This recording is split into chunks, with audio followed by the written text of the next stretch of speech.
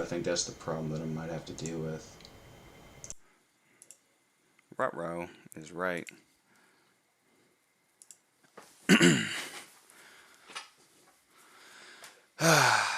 So aggravating, bro. The audio input, it's not picking up. It's not picking up what I'm saying. Let's see. Razor. I think it's picking up Razor. Yeah, so it can hear me. It can hear you too. Yeah, it can hear you too. Awesome. So I'd say a little bit higher, but the problem is going to be let's see. The problem is I'm going to hear double speak. It can hear you too. Yeah, it can hear you too. Awesome. So I can hear myself saying now, like, it can hear you too. I'd say a little bit higher. So that means I need to turn off one of these.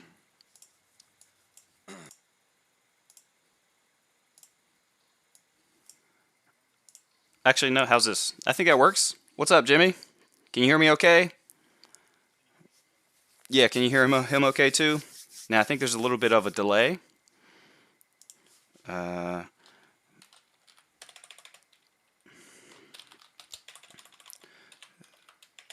think we're good. So let's make sure I can see everything. 720. So right now they can see what I see on.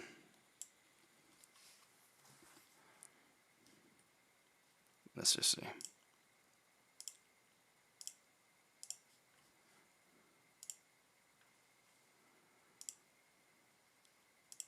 I can hear him, only hear one person.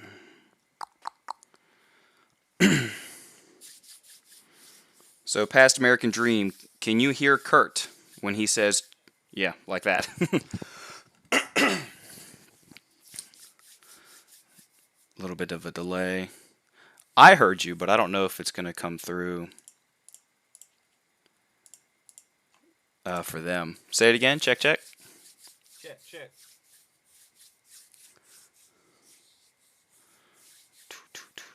He said he was pretty quiet. See if you can turn yourself up a little bit.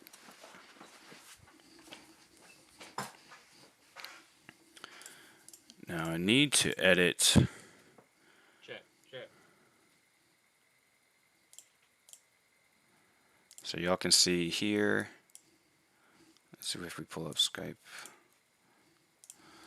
Let's see if I'll appreciate the help, guys. So the Past American guy can't hear you. American Dream, Past American Dream.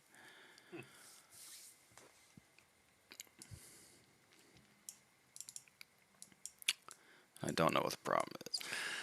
Oh, this is the problem with YouTube streaming, people. Yeah, Everything's good, like on my end through Skype and everything. It says you're quiet, so I don't know if you can turn your volume up or I might be able to turn you up. Let's see if I can turn you up specifically.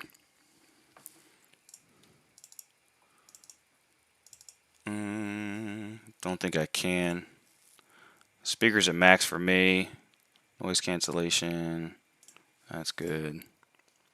Yeah, just Let me check in my actual audio settings or something. Because I'm not seeing anything within the Skype audio and video to actually turn my volume up. I don't. It wouldn't be your sensitivity of your headset. It would be like the output or something. Right. And hear like a clicking. I don't know if that's your. Is that my mouse? No. I think it might be your tower.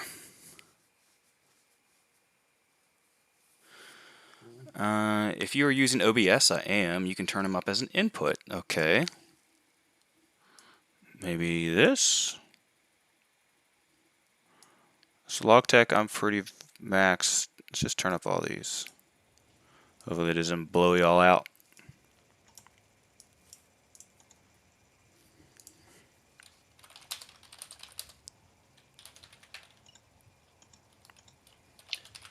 Can you still hear me? I can still hear you fine. Is it the same, like, volume? Yeah, for me it is, yeah. But I turned up, let's let's just see if this works. I appreciate all y'all's help. Thank you very much.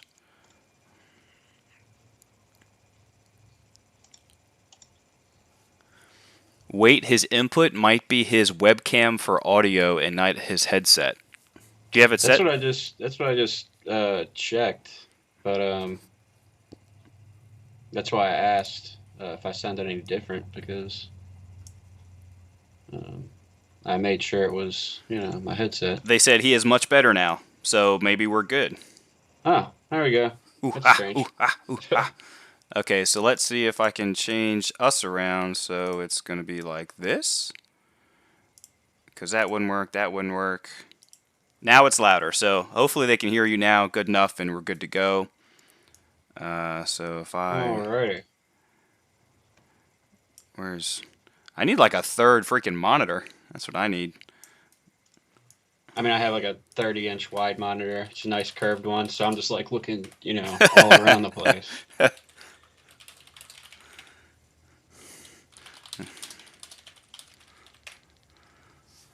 Okay, so I just want to make sure that what I'm seeing, I want to have the codex, or sorry, the army book large enough for y'all to see what we're looking at, but I also want us to see y'all because, well, of course, you know. We like your faces. Yeah. It should be good. Oh, Facebook, get out of here. Okay, so let me know if y'all can see the army book and if that is good enough in terms of size, or if you need that to be a little bigger, smaller, whatever works for y'all. Just want you to be able to at least read along with us, and everything obviously is downloadable on Warhammer Armies Project on the .blogspot, I believe is what it is. But you can just Google Warhammer Armies Project and it'll come up just fine. I can close Facebook, don't need that. So that looks good. I think you could see, yeah, so if I just open, let's do a switch. So I'm going to switch it so y'all will see 1, 2 is the big one. So we're going to be small while y'all will see this easier. And I think that's good. Let me pull it up on my phone and see how it looks to everyone else. And thanks for bearing with us. This is the first time ever going live using this, so hopefully it works okay. A little hectic at first, but that's okay. We're semi-professional. No, we're amateurs here. We're amateurs here. Fully amateur. Full amateur. So I'm gonna look at it on. Let's see how that is. If you look up amateurs getting wrecked on Google, you'll see Blue messing with how to start streaming. Yes. Man, I've had to watch so many freaking videos and everything like that. Oh, it has been a struggle trying to learn everything. Because I guess I'm software savvy for some and coding, but not when it comes to setting up videos and all this stuff. JW looks good. Thank you. And Jimmy said that's good. Awesome. And I'm looking at the stream now, and it looks like it's pretty good because you can see everything here. Awesome. Okay. So let's just, I'm going to try and get us started from right here. I'm going to try and record. 3, 2, 1, blah, blah, blah, blah, blah. What is up, Squarehammers, and everyone that is watching today? We are going to be reviewing the Warhammer Armies Project version 1.4 Wood Elf Army Book. And I got my buddy Curt here, who you will recognize from the Tomb Kings review. What up, guys? Glad to be here. Glad to be here. Thank you. Thank you for joining, and thank you all for that was helping me, you know, with your messages. I'm trying to set up this video with OBS and stuff like that, and getting all of our audio correct. So, as you can see, the Wood Elves, Fury of the Forest. My first army ever from, I think I was 8, something like that, in 1996, I believe it was. Yeah, this was my first army. I still have my 4th edition army book. It's falling apart. It's fallen apart, and it's sitting in my display case right now. So obviously they carry over. WAP carries over the old artwork, and it's all tagged with copyright and all that stuff. But beautiful Glade Riders going crazy with Orion in the background. They might be Wild Riders at this point. Smashing some beastmen. You know how last time we talked about, what my first army was. The reason that I didn't go with Wood Elves was because when I was getting into it, I think it was them and Skaven had like the oldest books or something. It was an 8th edition, but before they got their new release, and everyone's like, yeah, they're trash. They haven't had a book in like 2 decades, and I was like, okay, maybe I'll shy away from them. And then later on, I saw they got a new release and some. I think they got some models, right? Pop out. In 8th edition? Yes. So they had the Sisters of the Thorn came out, and so did the Wood Elves. Or not the Wood Elves, jeez. Sisters of the Thorn and Wild Riders. And that was the same box. They also got the new Tree Man. What about Rangers? Were they always there? The Wild Ranger? No. Those were new too. Okay. And so were the Eternal Guard. They flipped from the old pewter Eternal Guard to the newer plastic ones where they actually came with shields, because the older ones only had wait, are you talking about going from 6th to 8th, like 6th, 7th going to 8th? I'm just talking in 8th in general. That's when I was aware of them. Yeah, so they had the Treemen. The Treekin, I think, came out in Finecast. They didn't have those models on the planet. They're just like sticks. They're just sticks. Oh, let me close this. Y'all don't need to see this one. Okay. Jimmy, if you never played against Wood Elves in 8th, they were pretty strong, because that's when they were all able to take their magic arrows, which instead of just like the strength 3 armor piercing or at half range, I think the old Glade Guard used to be able to be at like +1 strength. Now you could take all sorts of magic arrows, which was like +1 to wound, like no to hit penalties whatsoever. So you could be behind cover, behind a unit, or skirmishing, and you could just ignore all that stuff, which a lot of those magical arrows carried over to the WAP book. Curt, what are you doing? Oh, sorry. What are you doing? Get off your phone. We're live on YouTube. Oh, you're painting? Oh, okay. He's painting, guys. So I'll try to stand more straight up. No, that's okay. I forgot. I didn't realize you were painting. I thought you were like fubbing us, and I think fubbing means like staring at your phone and everything. So he's painting. Sadly, he's painting 40K, but we will forgive him, fantasy lovers. We will forgive him. There's a day for everything. There is a day for everything. I used to be a huge 40K player, so that's okay. So, Wood Elves. Let's start reviewing by Matthias Ellison, v1.4. And I think these came out just last week, if I'm not mistaken, with some changes here and there. I don't remember all the explicit changes from 1.3 to 1.4, but I know they weren't drastic. I think some of them just had to do maybe a little bit of point changes, but mostly just from the flyer changes. Flyer rules, if anyone knows of those changes, you're more than welcome to type it in the chat. Okay, so since this is usually like a 2-hour video, we're not going to go through all the awesome lore that is written about the Wood Elves and how amazing they are.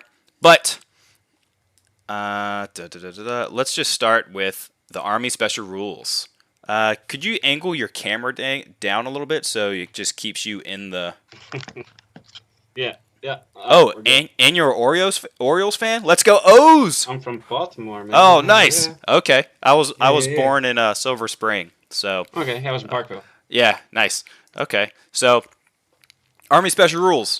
Like all elves, they have Elven Grace, which gives the model a 6-up dodge rule in close combat only. However, it cannot be used against enemies that attack before the model with Elven Grace.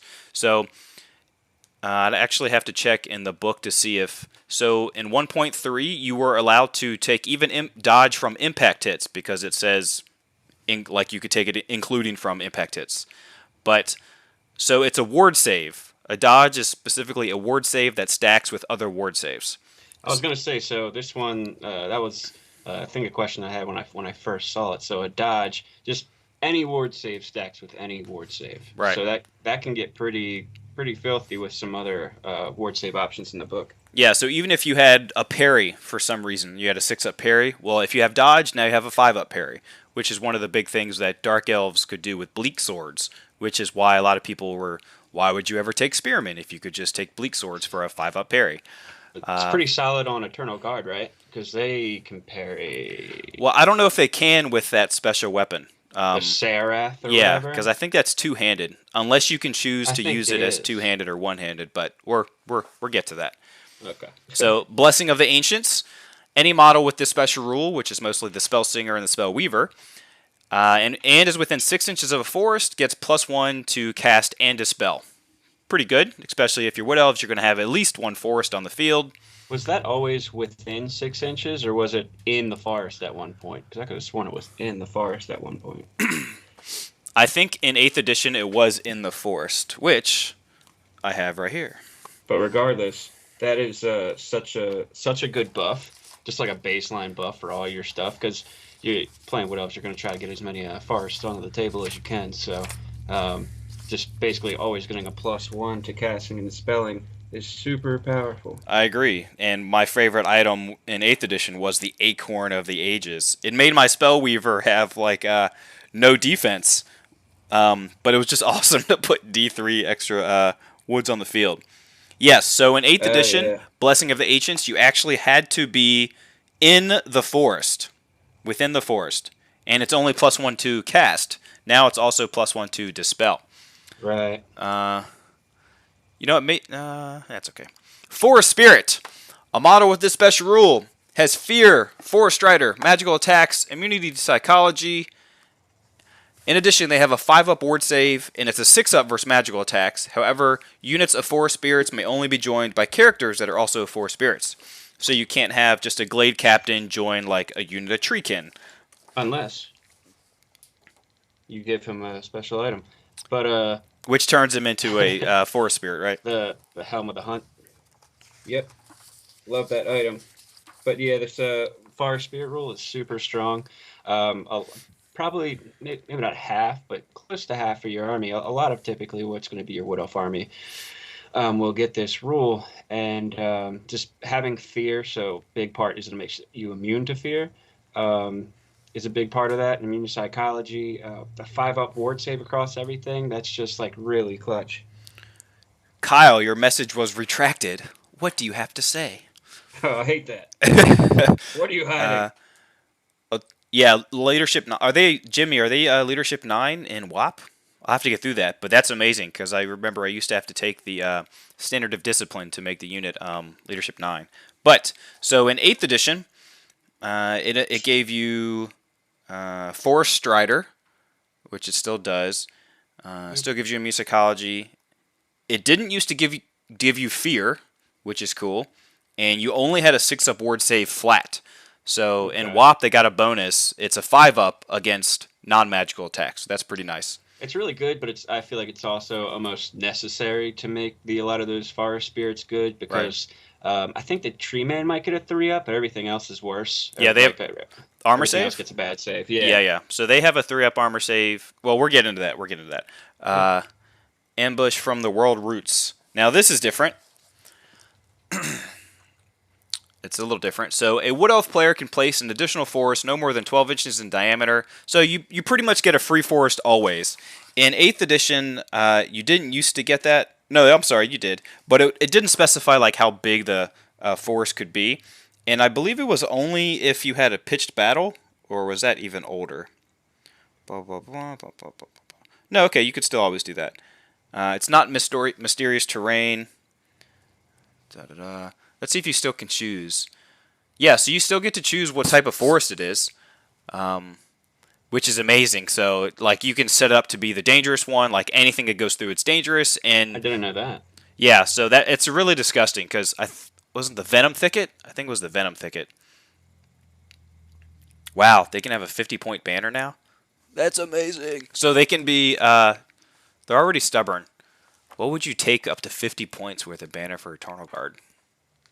Oh, there's you'd give them AP probably. Razor Standard? Yeah. That's so expensive. They're only strength 3. Aren't they strength 4? No, they're just elves. Well, okay. Well, they'll be strength 4 when they get charged. Yeah, by bigger stuff. Yeah. Yeah. Okay, so that AP comes in handy. So Yeah. Because you don't get any AP from the strength. Yeah, you can actually kill stuff. Let's see. So the longbow. Longbow hasn't changed. It's just a longbow, and they have armor piercing 1, which is the same in 8th edition. Now let's get to the special arrows. Here we go. Oh, so this is amazing for WAP. In 8th edition, you do not suffer -1 for moving and shooting. That is, Clutch. it is like, it just makes Wood Elves obviously some of the best shooters in the game, because you can march, let's say you're fast cavalry, you can march your, 18 inches, because you're movement 9 with your fast cav, you can march that. 18 inches and not suffer -1 for moving and shooting. And then there's all sorts of arrows you can combine with that, which is, we'll get to that right now. So Arcane Bodkins, not even close to as good as what it used to be. So right now it just gives you an additional armor piercing. So since the Wood Elf Longbow is already armor piercing. What did it used to be? It used to be -3 to your armor save. Oh my goodness. Yeah, so it was expensive for like a regular Glade Guard. I think it was 4 points a model. So your Glade Guard would go from like 12 points. Let's see, Glade Guard. I'm gonna write an open letter to Matthias. Is that his name? Yeah, that's his name. And be like, hey man, so I know you thought Wood Elf shouldn't have AP3, but I think differently. Okay, so Glade Guard used to be 12 points, and it was 5 points to give them Arcane Bodkins. So you'd have a 17-point BS4, Toughness 3, 0 armor save Wood Elf running around the field. So super expensive, but it would murder knights. But I've never taken that on them. Enchanted arrows, blah, blah, blah. How many points are they now? 2 or 3 or something? I think it's probably 3 for an extra armor piercing. So they still have Hagbane, which is poison attacks. Poison attacks definitely got weaker in this edition because now it's just +1 to wound instead of rolling a 6 is just auto hit. I've heard people think that's a nerf, but I don't know that I agree with that. I guess it really depends on what you're shooting. Like, yeah, +1 to wound is, I think, across fantasy and 40k is like one of the stronger buffs you can get. Right. So instead of needing 6, anything that was T5 or a monster, you used to just roll, let's say, 10 shots, and you'd get 1 or 2 hits. Sorry, 1 or 2 like auto wounding things, which was pretty strong. Whoa, Jack! It's only 1 point. Holy cow, that's low. I was gonna say, I think they're cheap. That's really low. But the models themselves, I think, are a bit overcosted. But we'll get there. Okay. Only 1 point. Wow, that's huge. So Hagbane is poison. I still like poison. I used to always take five models of the not the scout. Yeah, Deepwood Scouts. You just take 5 of them with Hagbane, and you're just harassing monsters pretty much the whole game, which you can still do. Yeah, I mean, the poison arrows are definitely one of 2 I would say I take, maybe 3. Okay. But poison will be up there typically. Right. Starfire Shafts. You get to re-roll. So any panic test that you make the enemy take, they have to re-roll any successful panic test. Not very good. It used to be hits from the Starfire Shafts has +1 to wound rolls on forces of destruction.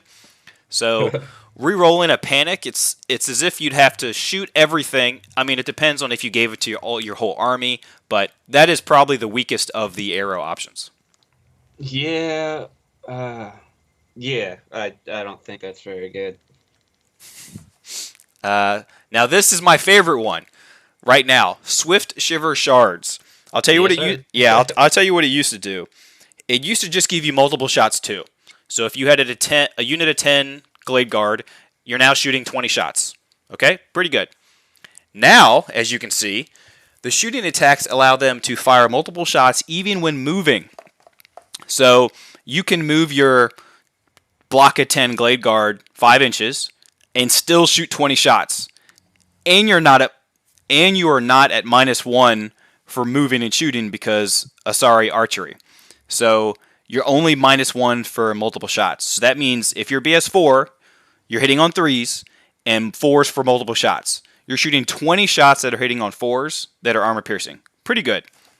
That's my favorite one. That's what I typically take every time. Yeah. For some games, I've switched out for the extra AP, and for some games, I've taken the +1 the wound. But more often than not, I go with these ones. I always go with them on the riders. Glade Riders? Yeah. Okay. See, I think if you're ambushing the Glade Riders, which I think you might still be able to do, you are going out of the camera a lot, though. Just so you know. Let's see if it's like not picking you up. But so if you are artillery hunting with the Glade Riders, it's not bad to give them poison instead of the multi-shot, but it really just depends because you shoot once and then you're charging next turn.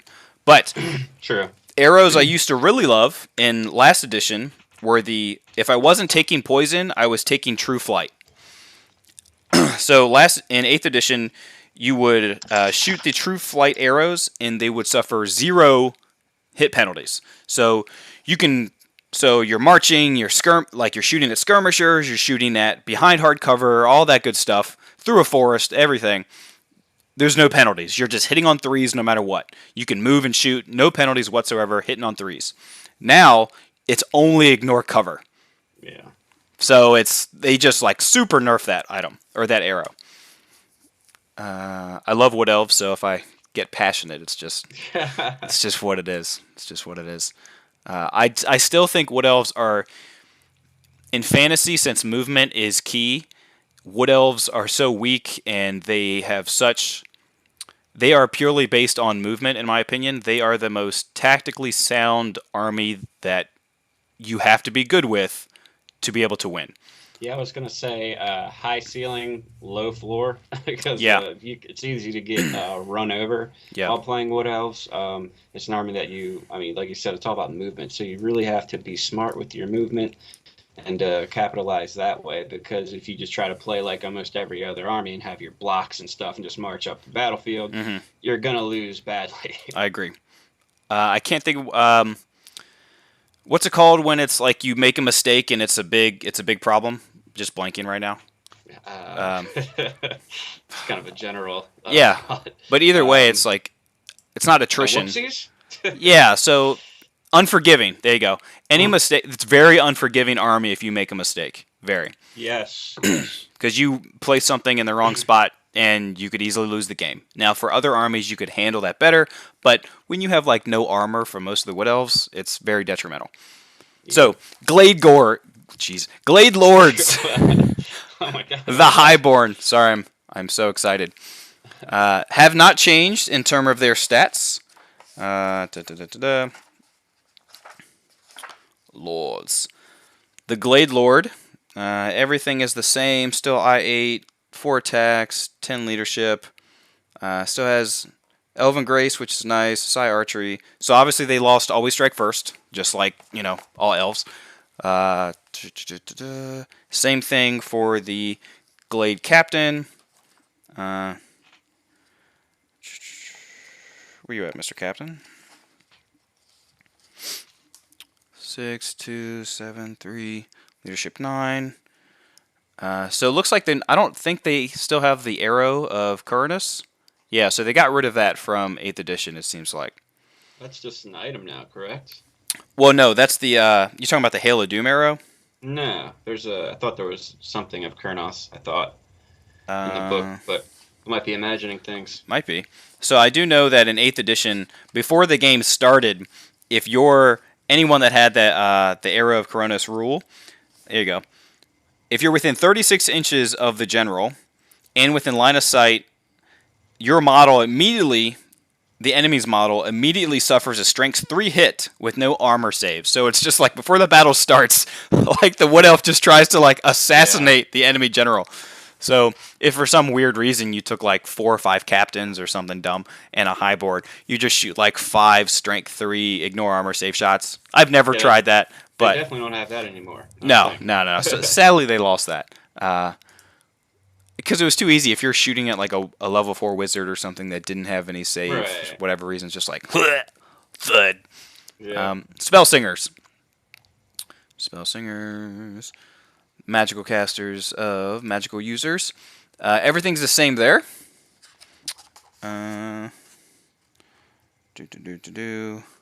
All stats the same. Spell Singer. All stats the same. I don't think. Let's see. They can use Beast, Life, Light, Heaven, Shadow, and Athel-Loren. Obviously, so Wood Elves got a new lore, but they no longer can use high or dark magic, which I believe they used to be able to do in 8th edition, which was pretty neat. Yeah, so they used to be able to use all 8 lores from the rulebook, plus high or dark magic, and they had their own special cards of high and dark magic. So they've lost a lot of access to certain spells, which makes sense, because why were they able to use like fire magic? Right. Didn't make a lot of Well, sense. how do you feel about the new lore? Do you want to jump into that? Sure. Yeah, we can skip to that. Just while we're out talking about the spellcasters and stuff. Sure. Lore of Athel-Loren. Lore. Okay, so if you want to, you do the lore attribute in this signature, and then I'll go to I'll do the next one, and then we're flip back and forth. Lore of Athel-Loren. Yeah, new lore. You're right. You're right, Jimmy. It was a 6th edition lore too. You're right. You're right. I don't even know what 6th edition is. Anyway, on to Verdurous. Sure. Verdurous Harmony. Yeah. That's a lore attribute. Whenever a spell from the lore of Athel-Loren is cast on a friendly unit, that unit immediately recovers 1 wound, rounding up to 2, worth the models as described in the regrowth spell in the lore of life. That's a solid spell, or lore attribute, basically just healing wounds left and right. And it heals a whole cavalry. And Tree Singing is your signature spell. It goes off on a 6-up. It's an augment which targets a forest within 24 inches of the caster. If there are no units within the forest, it immediately moves up to d6 plus 1 inches in a direction of your choice. A forest cannot move within 1 inch of units or other terrain features. If there is at least 1 unit, friendly or enemy, within the forest, and the forest does not move, instead choose a single enemy unit at least partially within the forest. That unit immediately suffers 2d6 strength 4 hits. The wizard can choose to instead have the spell target all forests within 12 inches. If done so, the casting value is bumped up to a 12-up. I don't see, this is I feel like this is a really handy spell. I don't think I use it enough or well enough to really make a difference out of it. I mean, I'm doing it to get those attacks in, right? Like, I'm trying to target forest and do 2d6 strength 4 hits. Yep.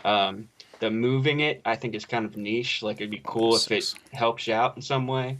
But d6 plus 1, oftentimes we've been moving 3 or 4 inches. It's not going to make a massive difference. The only time I would see, I love getting the 2d6 strength 4 hits on an enemy unit. That's great.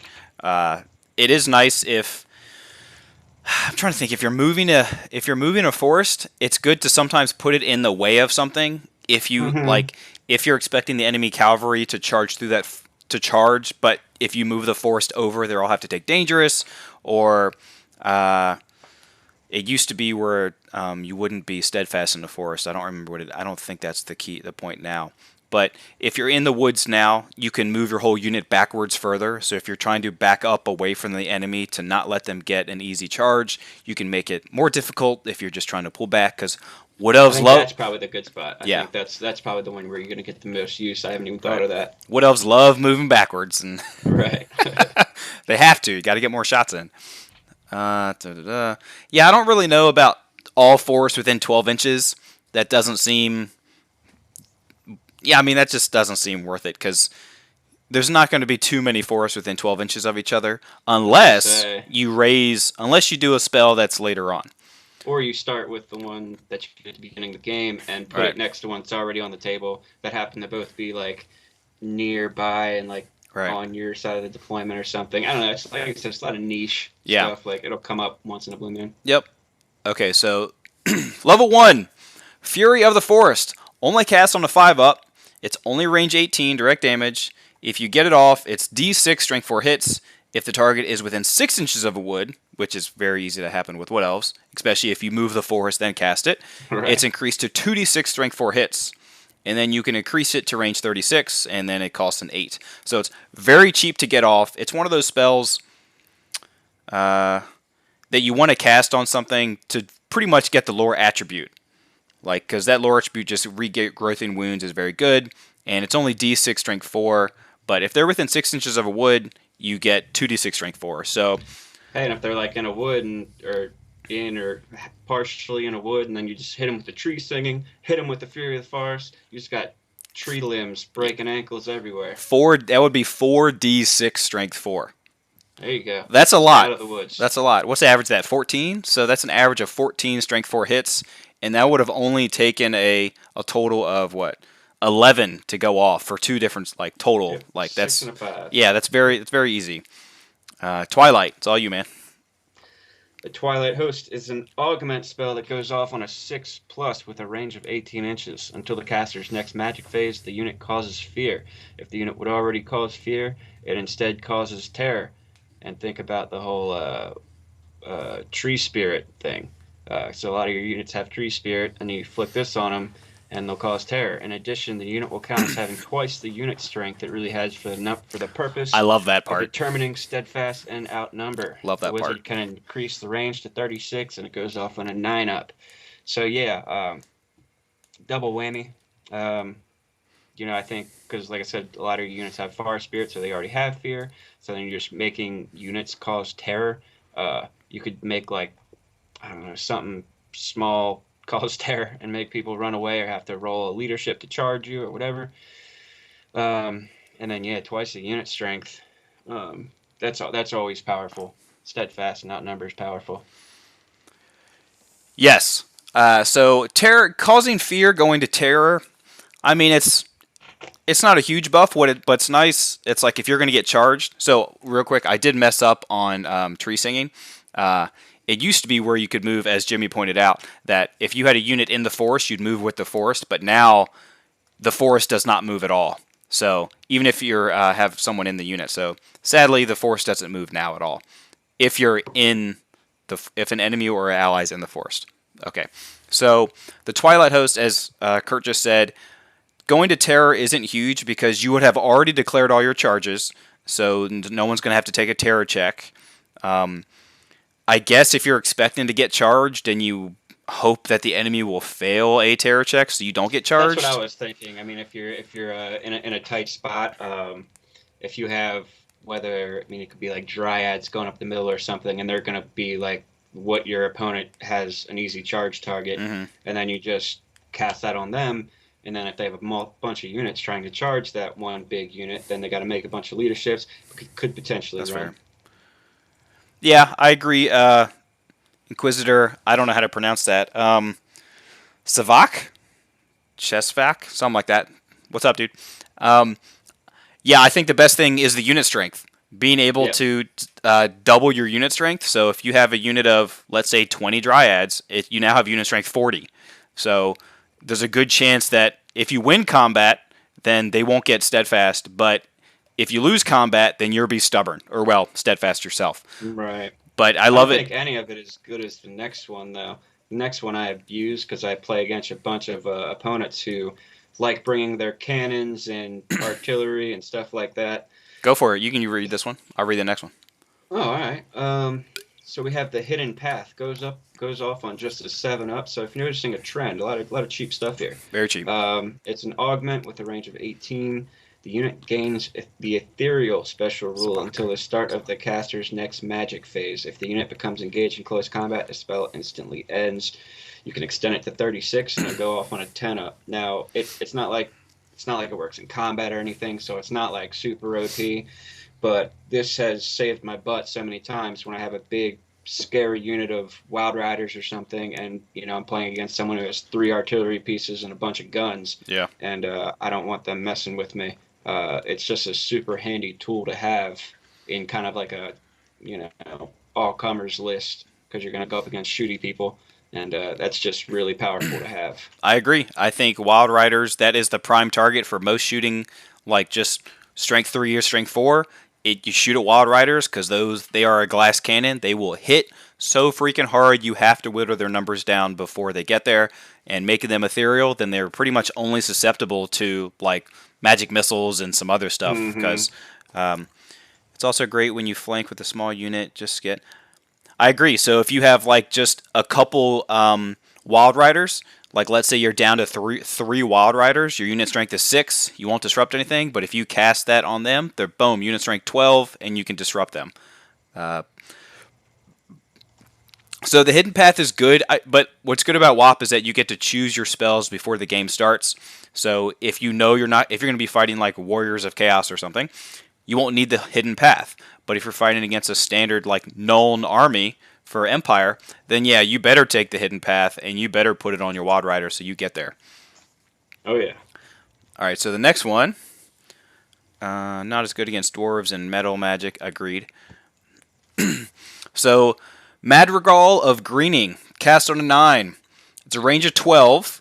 Place a forest within no more than 12 inches in diameter within the spell's maximum range. Any model on this forest are placed within them in the same exact formation. So it's so awesome to just see a spell slinger go like, and just like you just see like trees just popping up everywhere inside a unit. Everyone's freaking out, and then you're just surrounded by like this freaking this forest.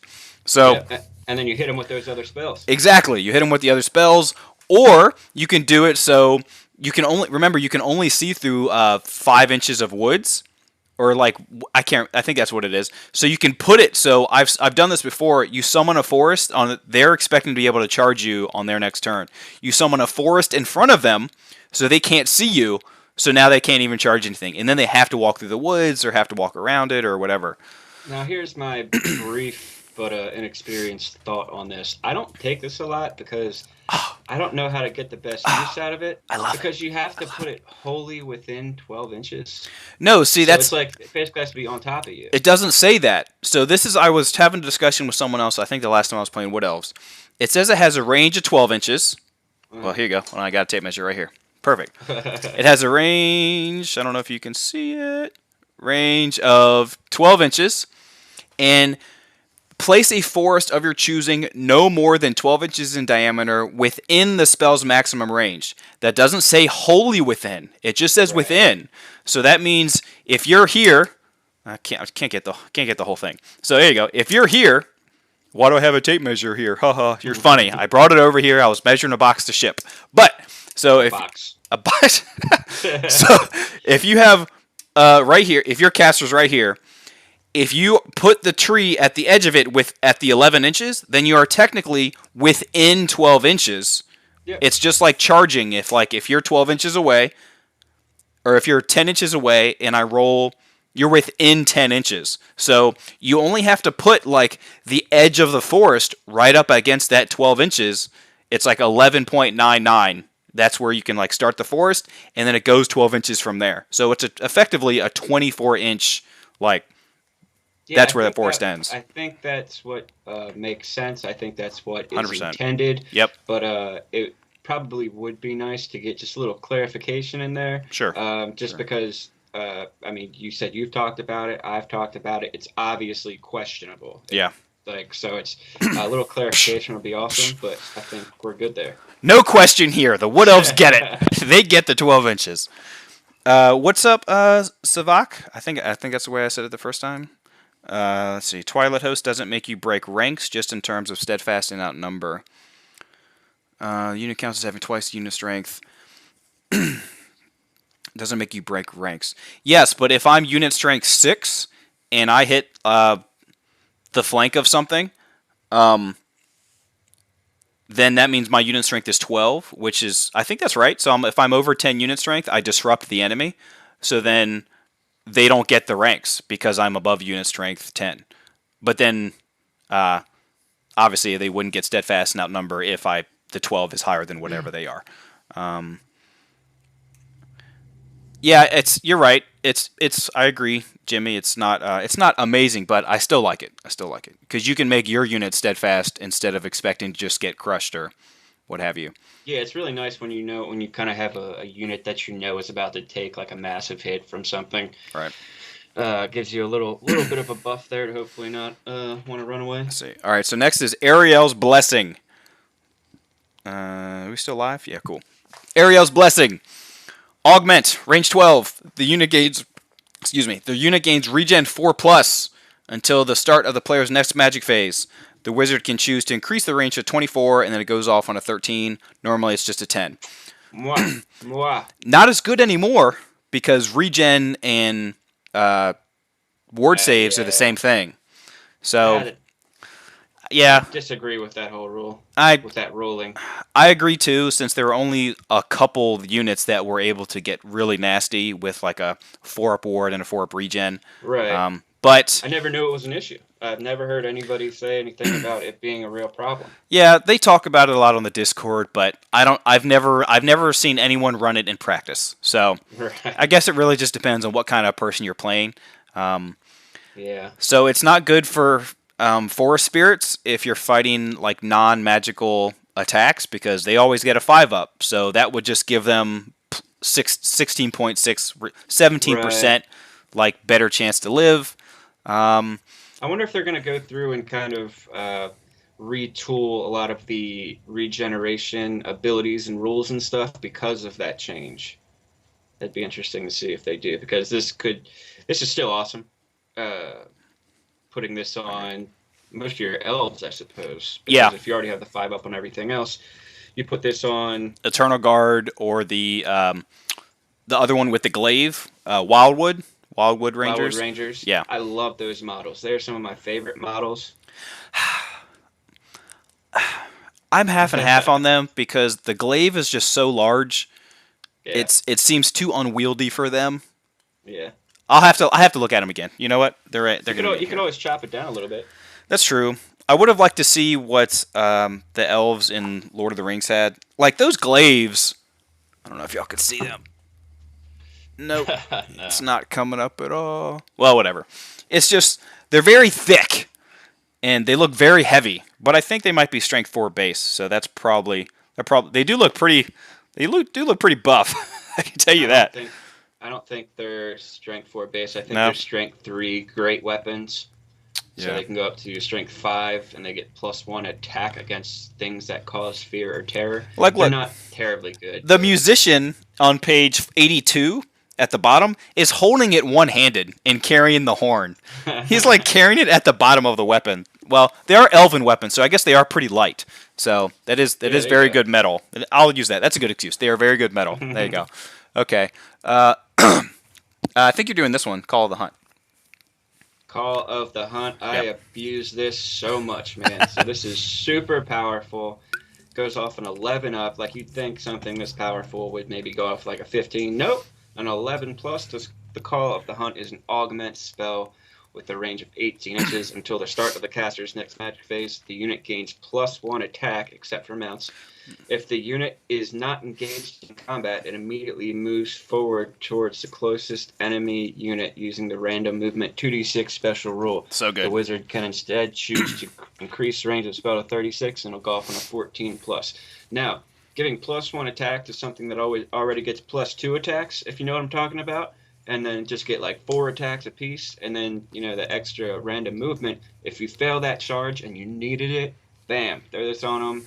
Get him in the combat. I've pulled some janky stuff with this before, but yeah, this thing's awesome, man. I love this spell. The only thing I don't like is there are some spells that say accept mounts, and I understand why they put that.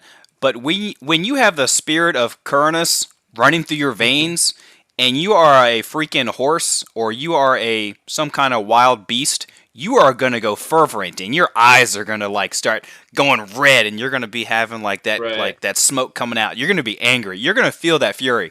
The rage. Massive stags. Yeah, you would feel that. But you seen those horns? Yeah, I get that they would nerf that a little, like they wouldn't have it as mounts because then it would be a little too gross for everything.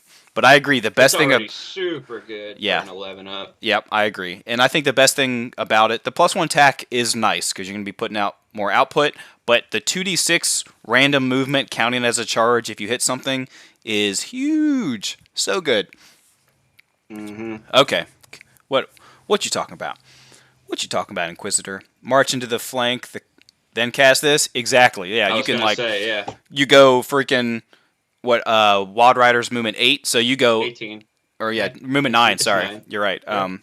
So you're moving 18 inches in the flank, and then if you get this off, Tokyo just Drift. bam! Oh yeah, because aren't they fast cav?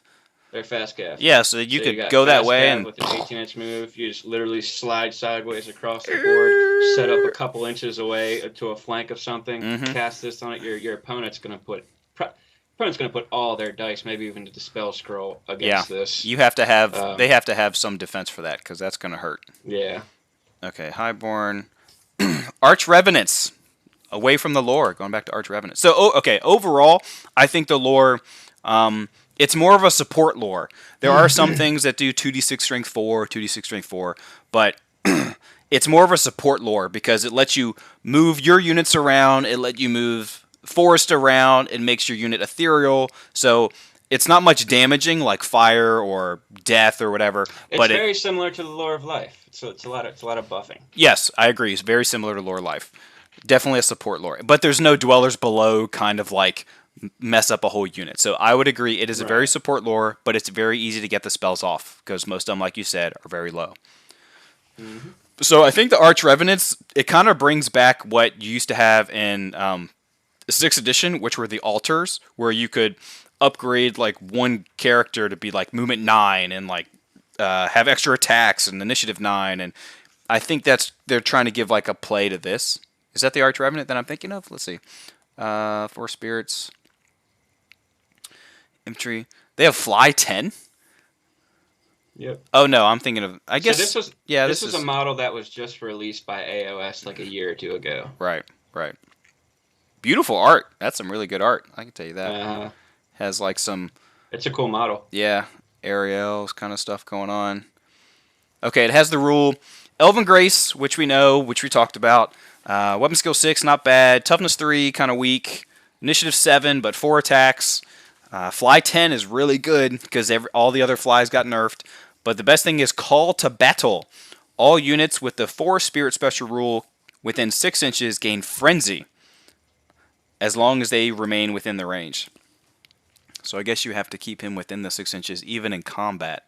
Because if you charge away from it, you could be Frenzy and then have to charge something, but then you won't get the Frenzy bonus in combat because you're no longer within 6 inches. Yeah, I was going to say, what unit can this guy even join? As a Forest Spirit? As a Forest Spirit who's not a tree, so he can't. Wild Riders, He's but not on a mount. he can still go in the unit. But he does slow him down. Fly 10. No, yeah, I guess he could go in the Wild Rider unit. I think he would make them not be fast cav anymore. But they already have Frenzy.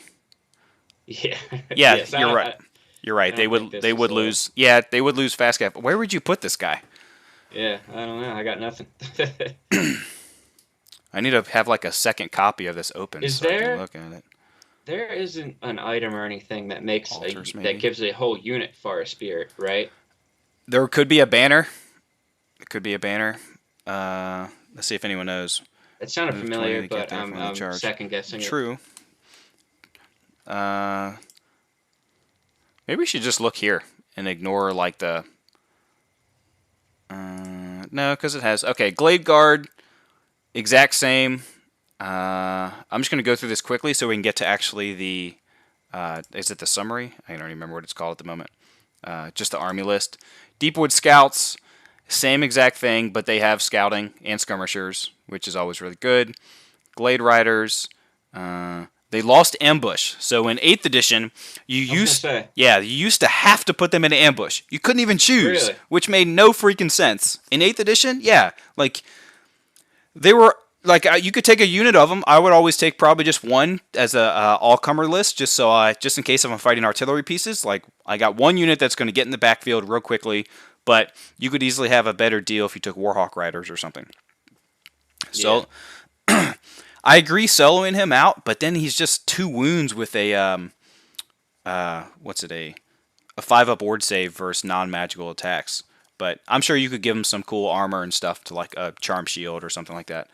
But yeah, so Glade Riders used to have to do that. Eternal Guard, Stubborn, just flat stubborn, which is amazing. You have one guy left. Your leadership 9. Deal with it.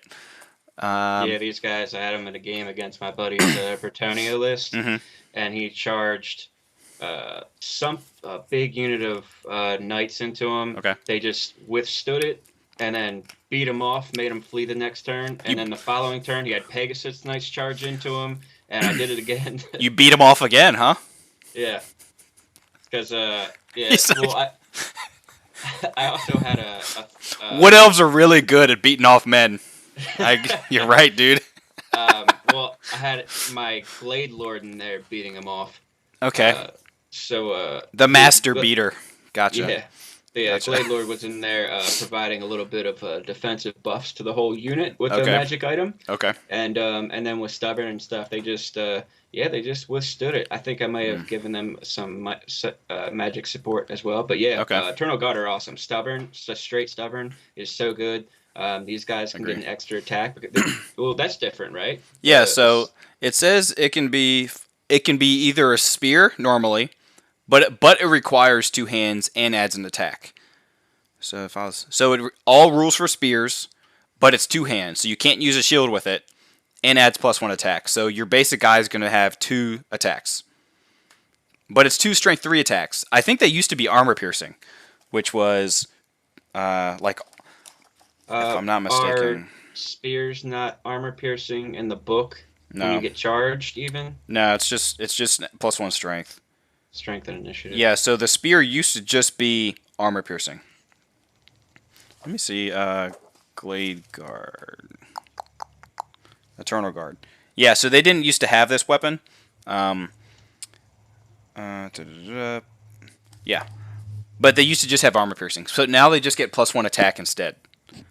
Which, 1 extra attack instead of armor piercing is probably better anyways. What is next? Wildwood Rangers. That's cool. That's okay.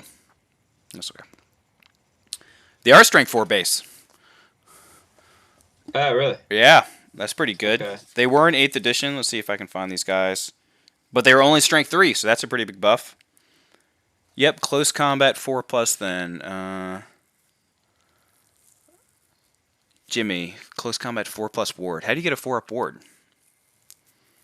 You have the dodge, but it counts as it's not two single weapons, so you don't get a parry from it. Yeah, so you don't get a parry, if that's what you're saying, because you would get a dodge 6-up. Yeah, you don't get a parry, so I don't. Tell me how you get to a 4-up ward, and if they can get a 4-up ward, then being stubborn would be amazing. Well, now you get a 4-up ward by casting that spell on them. That's true.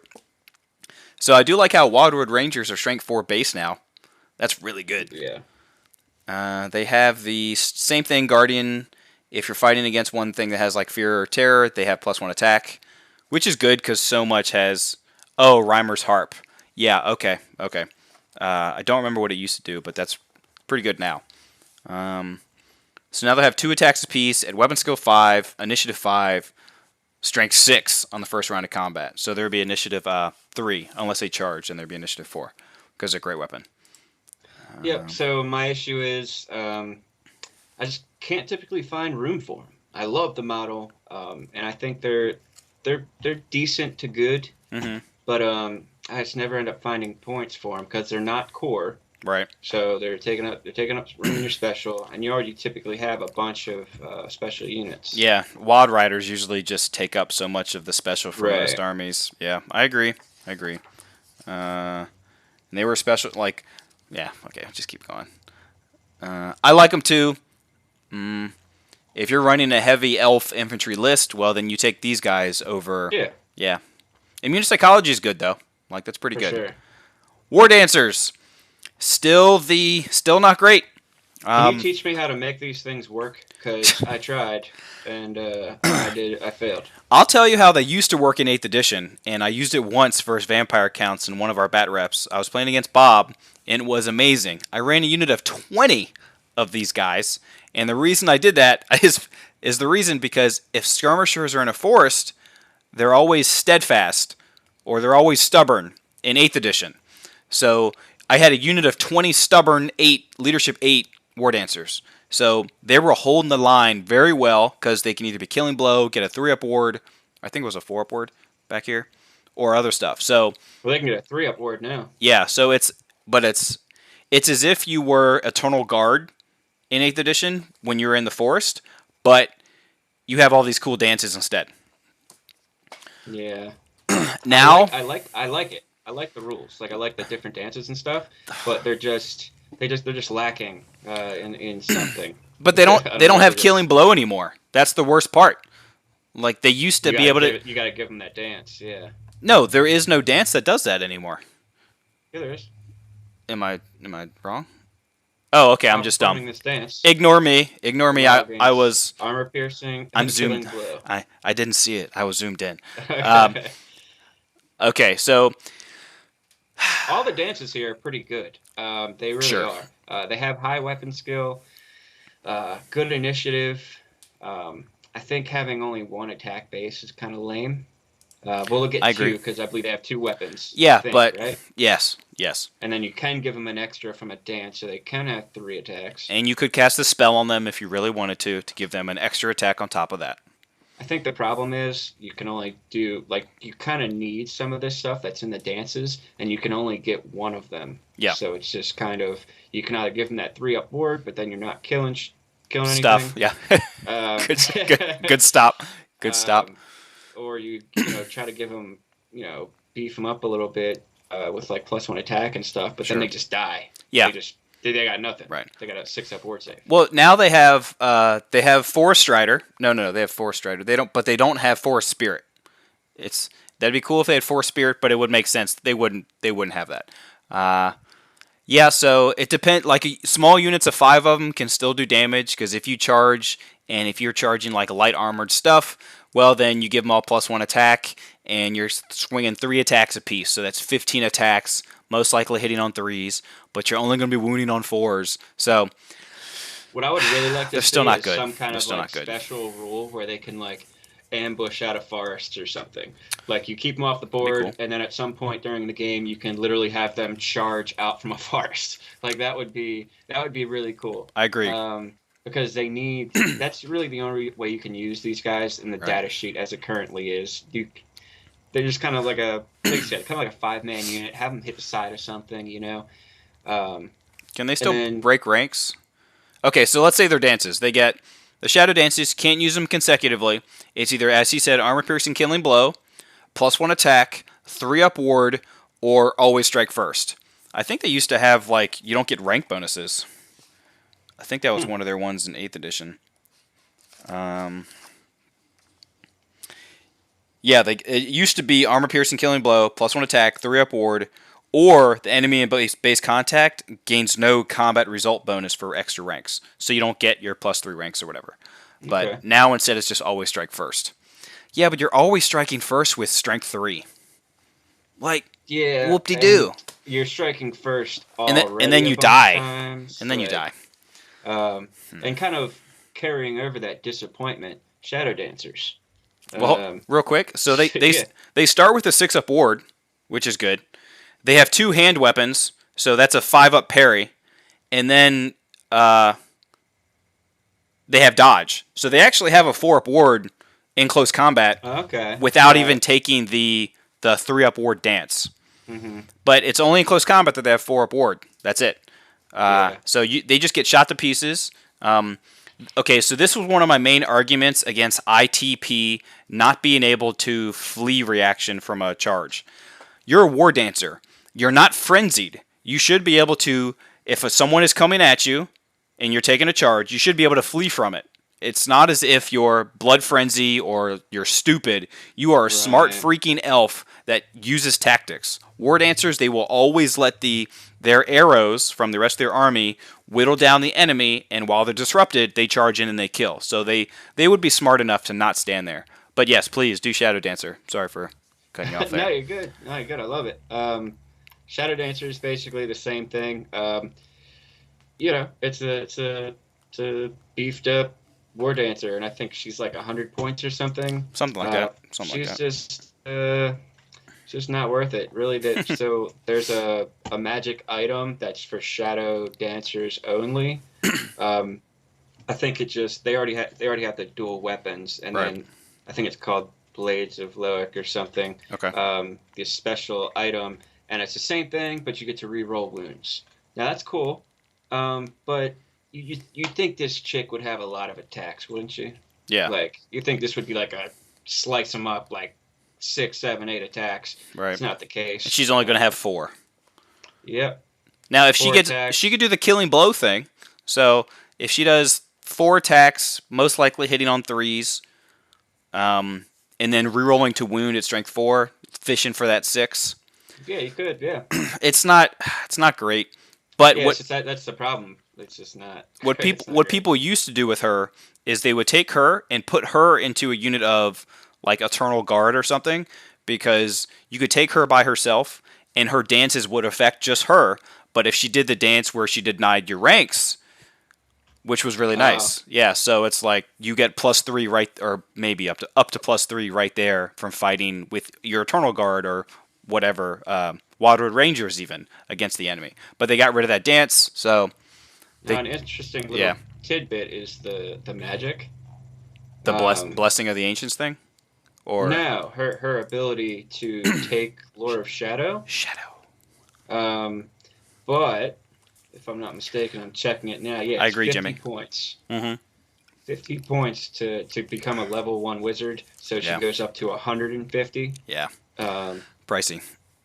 Yeah, and like I said, that one magic item I was talking about, I think that's like the only one that you can realistically take. So it's, I mean, you can take others, but that's the only one that really, I don't know, does much for her. So little, not a whole lot of room to build her up or anything either. Yeah, and I think their counterpart for Dark Elves, like Sisters of Slaughter, are just way better. Like they made the Sisters of Slaughter girls for Dark Elves way better than War Dancers are. That's just my opinion. The hag queen and the hag whatever. No. That's just witch elves. So the Sisters of Slaughter, they are the. I was just thinking of a character version. Oh, I don't know what the character version of the Sisters of Slaughter is. I don't know if they have one. But the Sisters of Slaughter just do what War Dancers do, but better, in my opinion. Just better. Yeah. They have the good defensive buffs, if I'm not mistaken. Yeah, right? I think that's right.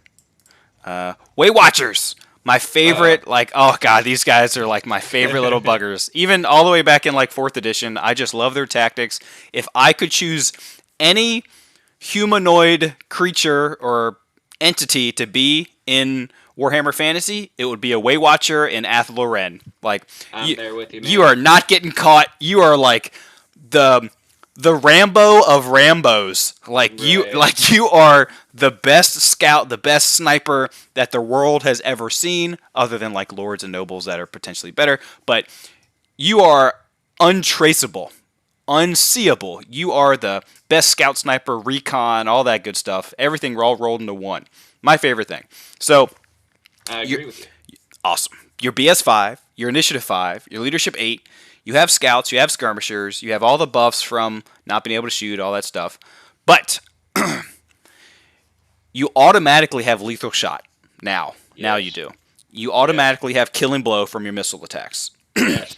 You have forest stalkers, so you're even harder to be hit while in a forest. So you're -1. Yes. You're -1 for skirmish. You'd be -1 for being in a forest. For light cover or whatever. Now you're an additional -1, so you're -3 to be hit just for without any other things. In addition, they may deploy within 12 inches of an enemy unit if they do so within a wood. So they can be 1 inch away from your face. I've done it too many times. You wouldn't even know. Coming, so they just they won't give me the room anymore. Like if there's forest around, they just don't let me do it. Yep. I've done it too many times. I agree, Inquisitor. They are some of my favorite. Love them. Let's see. What else? So I've never used traps. Go ahead. Oh, we can move on to traps as well. But I was going to say, what arrows do you put on them? I typically go with the Swift Shiver to get as many of those killing blow arrows out as possible. Oh, yeah. Well, you used to not be able to give them magic arrows and let them do their killing blow. You used to not be able to give them arrows at all. You used to be able to shoot Right. 2 different kinds of shots. It was you could either shoot multiple shots twice or killing blow. But I agree. The poison, don't care about. You're really just fishing for that 6 killing blow. And the more shots you get, the more chances you have that. 100% Swift Shiver Shards. Just That's typically like the automatic for me with Wave Stalkers. I agree. But as far as the traps go, It's an upgrade? How much I is keep it? trying to get that. It's not much, if anything. I thought it just came with them naturally. Or it might be like 10 points or something. 2 points per model. 2 points per model. So I keep trying to get that 6. I really want a bolt thrower to be fired at a unit that it charges me. You know what I mean? But I never get it. I think I keep getting the subtract D3 inches from the charge distance. When That's my still enemy's good too. Yeah, but they're always like right on me anyway. Oh, okay. But I'll run through them if you want. So 1 and 2 is spikes. So basically, whenever an hold on. enemy, Let me get. Yeah, keep going. Sorry. whenever an enemy charges you while you are in woods, because that's what Waystalkers do. They be up in them woods. So you roll a die. On a 1 to 2, the enemy unit charging suffers D6 strength 3 hits. On a 3, snares. The enemy unit deducts D3 inches from the charge distance. 4 is nets. All enemy models in base contact with the Waywatchers must pass a strength test or be unable to attack in the ensuing close combat phase. Amazing. 5, camouflage pit.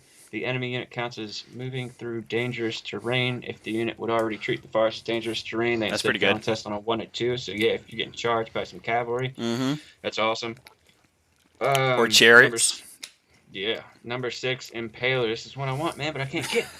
Treat the unit as being hit by a bolt thrower in the front rank. The file it hits is determined by the Wood Elf player. Oh, that's cool. So you could have it choose, like, the file with the champion in it or the character in it. Well, no, Yeah. lookout sirs are you auto pass that. Yeah. So what's the point of doing that? I guess in case there's one that has an extra rank, like Yeah, but like a regular bolt thrower always, like, if you have 3 ranks deep and then you have like a couple of a partial rank, you would hit up to 4 ranks. You would get to go through all 4. So that's weird. I wonder Okay. why that's. Why would you need to determine? Anyone know?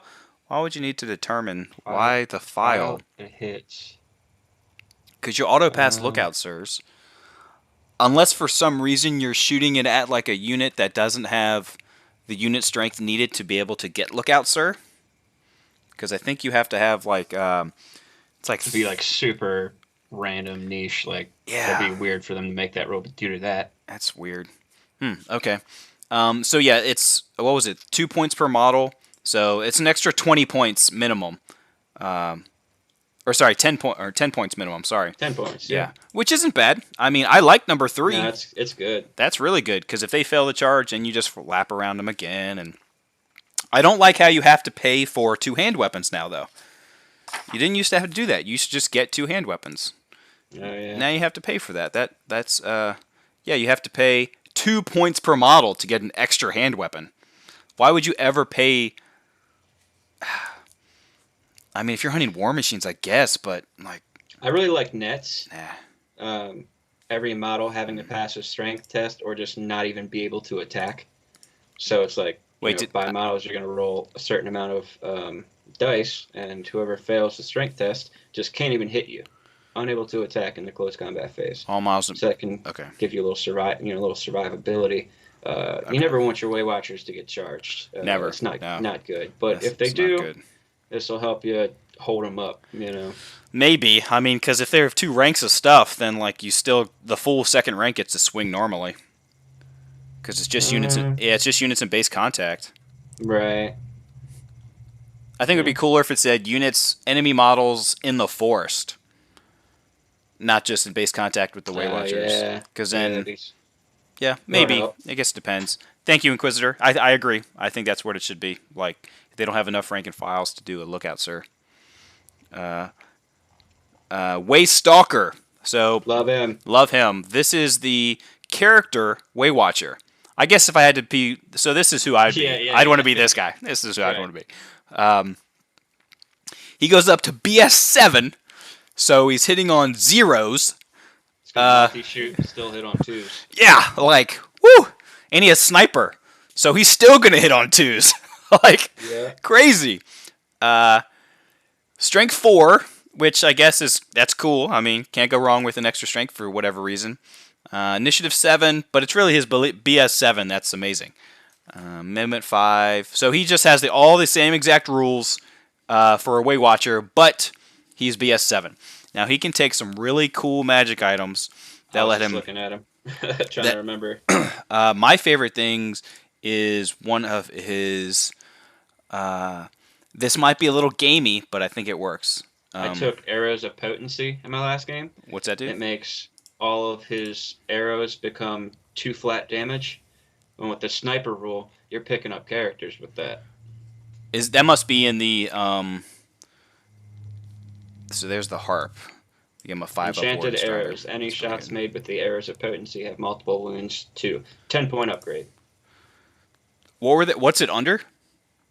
Enchanted items. Or are you on? Okay, so you're in the. I'm in Battle Scribe. Okay, so. Yeah. So that's from the expanded magic items. That's what that's from. Okay. How about Moonstone of the Hidden Ways? I don't like that on him. Like that one. I don't like that on him. If a unit's about to charge you, and then you just say, "Oh, my Waystalkers are now on this side of the board." That's true. I think it's a good little survivability tool to keep your Waystalkers alive. I've always liked that your on Way Watchers. I've liked that on my Spell Weaver, because if I put my Spell Weaver like on a mount most of the time, and I put her on in a unit of Sisters of the Thorn, so I can just like pop around casting spells. Way Watchers do it just as well too. So this is where the Spites of Athaloren. I don't know if this is right, but I think it's a little gamey. Where's the dang thing? We'll go through all these. Pageant of Strikes? Yeah. I gave mine the Pageant of Strikes. It's so good. So it's range 18, strength 4, as y'all can see. It only costs 15 points. It gives you strength 4, magical attacks, slow to fire, and sniper.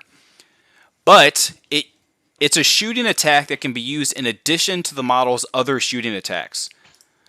I don't know, but does this mean that this Shrike gets the ability of the Waystalker? Does it get Killing Blow? Or is it because if you go to Waystalker, they may have changed the wording. Hold on. I wouldn't think so. So this is what it says, because it says models with the special rule have the Killing Blow special rule with their missile attacks. I don't know if the Pageant of Strikes counts as their missile attack. Or is it like... It might be a little too much. Probably a little too much. Yeah, I was going to say, I didn't even think of that. And typically, like, if I don't think of broken stuff, then, like, it's too broken. I'm looking for broken stuff all the time. So, like, if I didn't even see it, that might be a little out there. But regardless, I think it's really good, because it's just more sniper attacks. Like, this guy just becomes an absolute... monster for your opponent's characters. Yeah, I would say you do not get that bonus to this, but you're still BS 7 shooting it. Right, it's a strength 4 sniper shot. Yep. So on top of your 2 strength 3 killing blow shots that are 2 flat damage. Now what is that? That must be in the what was the 2 flat damage one? That's just the enchanted arrows, right? Arrows of Potency. It's under enchanted items. Okay, so that is in. I have to re-download that. It is a magical arrow. Yeah, or an enchanted arrow, so you can't take that along with something else. Well, you used to in 8th edition, you couldn't take enchanted arrows and shoot their special killing blow shot, but they got rid of that. So now it's just all missile attacks can do that. But okay, next, what is after Way Watchers? Wild Riders. Hey y'all! It's all you, man. You go for this one. Oh, okay. Yeah, Wild Riders. So they are, so like as we just said, we're gonna be the Way Watcher, we're gonna be the Waystalkers. But if we weren't, Wild Riders are right there. Like Wild Riders are some cool dudes. So they're basically super fast cav. As we talked about earlier, they have Devastating Charge, Frenzy, and Forest Spirit. Along with their fast cav, they have movement 9. Yeah, so they have movement 9. So you're moving these dudes. You're Tokyo drifting up the board. You're going 18 inches. They'll get 3 attacks on the charge. They got Forest Spirit, so they're getting, Fear. immune to psychology. 5-up that ward. 5-up ward save. It's really good now. You can, I believe you can get that up to a 4-up pretty easily, somehow, if I'm not mistaken. Well, in close combat, I guess. No. Yeah, do they have shields? Yeah, but you only get that parry if you're on infantry. Yeah, not mounted. Yeah, but you have strength 5 on 3 strength 5 on the charge. Yeah, I was going to say, so your strength 4 base are going to be up to strength 5 on the charge. Now, as Blue said earlier, these guys, I don't think you could find a better unit that is the definition of glass cannon in all of Warhammer. I mean, these guys would be right there at the top. I'm sure there's others too, but these guys, they're still just toughness 3 with 1 wound. They'll die just as quickly as they'll kill stuff. And now you have to pay to upgrade to give them the steed of Curnus. Yeah, that just goes up to strength 4 for the horse. Yeah, but they get frenzy. The horse has frenzy too, only if you pay for the steed. Like the regular one does not have it. At least if I'm not mistaken. Did they change that? I'm not sure, but that's the big difference there. Is going strength 3 to 4. I didn't know who gets frenzy. I assumed it was the whole model unless otherwise stated. Huh, okay. Yeah, I think you're right now. So special rule just says frenzy. So they used to only come on the steed. You never could put them on an elven steed. You always had to put them on the Curnus steed. There was no option. Let me check to see if they went up in points or down in points. They were 26 points a model, but they auto came with the Curnus steed. So they'd now be 24 points with that steed, but they automatically came with light armor. So you gotta pay for that now. Yeah, if you built them the exact same way they are in 8th edition, they did not go down a single point. Probably understandable.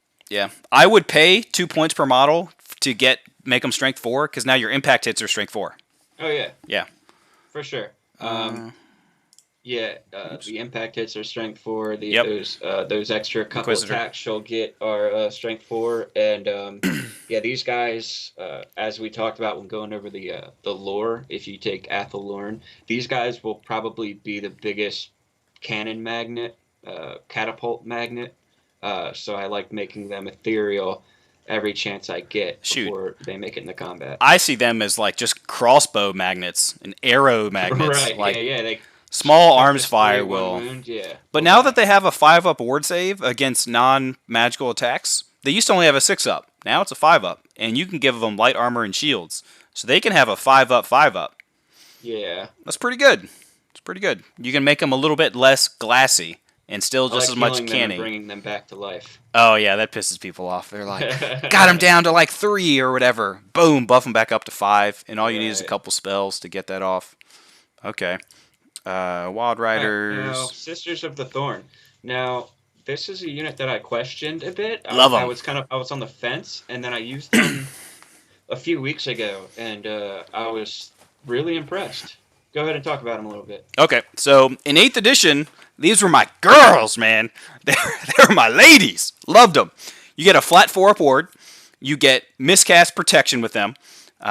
So I always put like my spell weaver inside of them, so then if they get shot at, you got like 5 4-up wards to potentially get through, depending on how many hits and allocated distribution, all that stuff.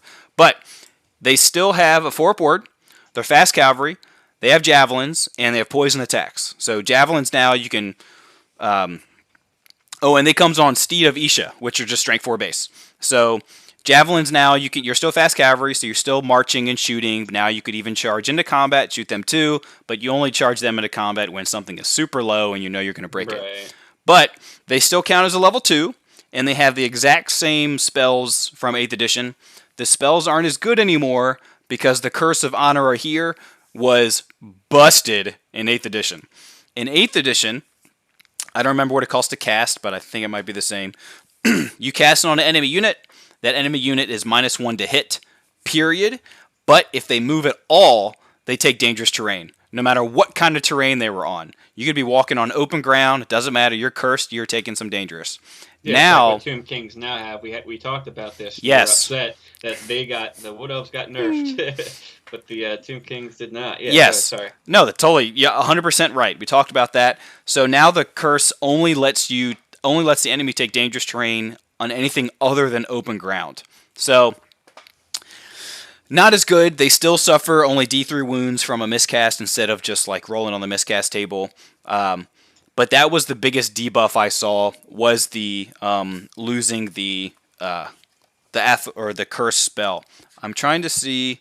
Yeah, I mean, I think that's probably one of Yes, the reasons that I'm 4. not like crazy about them, is just because of the spells you get. Like, 4. if they were something a little more useful, Yeah, I'd be Shield of more Thorns into it. isn't great. Yeah, It's just more strength, 2d6 strength 4. That's pretty much all that is, the Shield of Thorns. yeah. They still But they get were good, like +1 with the cast. javelins and poison attacks and stuff. They do all right. Yeah, they do okay. They were 26 points a model. Let's see what they are now. Just that big nerf to their that spell. Just really, because that was such a busted spell. And that was Lore of Beasts, if I'm not mistaken. Oops, wrong one. Hold on. So how many points are we talking?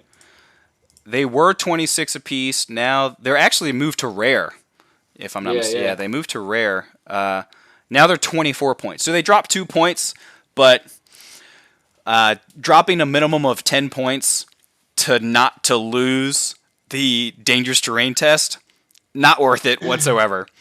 So I'd like to see these ladies at about 20 points a model.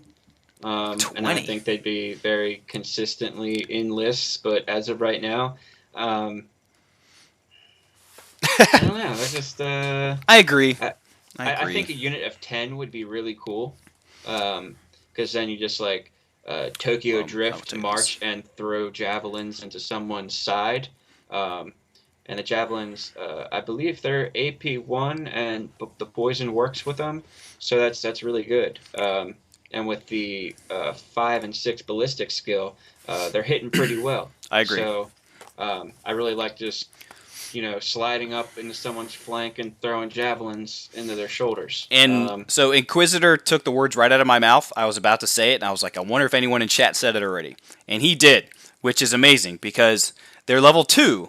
So now you actually get 2 channel dice with them, which is pretty big. You used to only get 1 channel dice because they're just a wizard, but now you get 2 extra channels. So I still don't think that makes up for the always dangerous terrain, but at least it helps out, and they went down 2 points. So yeah, it's getting closer to how good they used to be, but I still think they're weaker than they're still weaker now.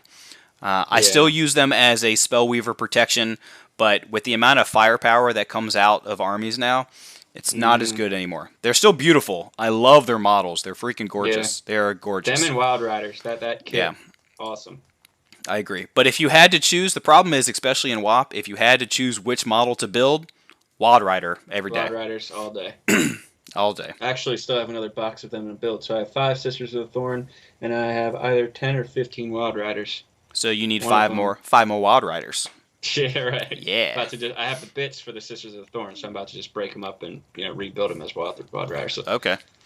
Warhawk Riders, go for it, dude. All right, these guys, I really, really need some. I would like some, but the only models that I believe are those old metal ones. So people either convert them or use the old metal ones, but they're hard to find. I can't find them. There's 2 kinds. So there's the older ones that were sprang up in 4th edition and lasted all the way till... I know they had them in 8th. I don't know if they had the newer ones in 7th. But it literally was from like 4th edition all the way to I think 7th, at least 7th edition, when they got the newer, prettier ones in let's say 8th edition. But the pewter ones in 8th are amazing. I have 2 new in blister, but I'm waiting for a 3rd one until I actually build them. So I want because minimum of 3 per unit. So I've seen some conversions, I think, using Lord of the Rings Eagles. Okay. And I really like those. And then just putting, some people use like the High Elf Shadow Warriors and some other stuff. And just there's different things people have used for the riders on top. But so these guys, they're basically your Glade Guard riding big Warhawks. They have Fly 10, Azrai Archery, of course, and Forest Strider. T3, which stinks, but basically what these guys allow you to do is fly very fast around the battlefield and unleash a bunch of arrows, and then also get into combat and actually do some work, because the Warhawks have 2 attacks base at strength 4. So and initiative 5 too, which is like surprising for like a mount. Like yeah, that's pretty so quick. if you, especially if you get like an extra attack on these guys with a spell or something, Right. if you but typically what I would look for these guys are your smaller units, or archers from the other army, things where I just know if these guys like hitting into the flank, they'll be fleeing. Right. But these guys are perfect for that because they're moving 20. Do they not have skirmisher? Are they not -1 to hit? No, I think I don't think they are, because it just says cavalry. So if they're troop type cavalry, then I don't think they get skirmisher, because I think you have to be monsters cav to get skirmisher. I know Legion or someone else is probably yelling at me like, ah. I would like to see them have the skirmish rule.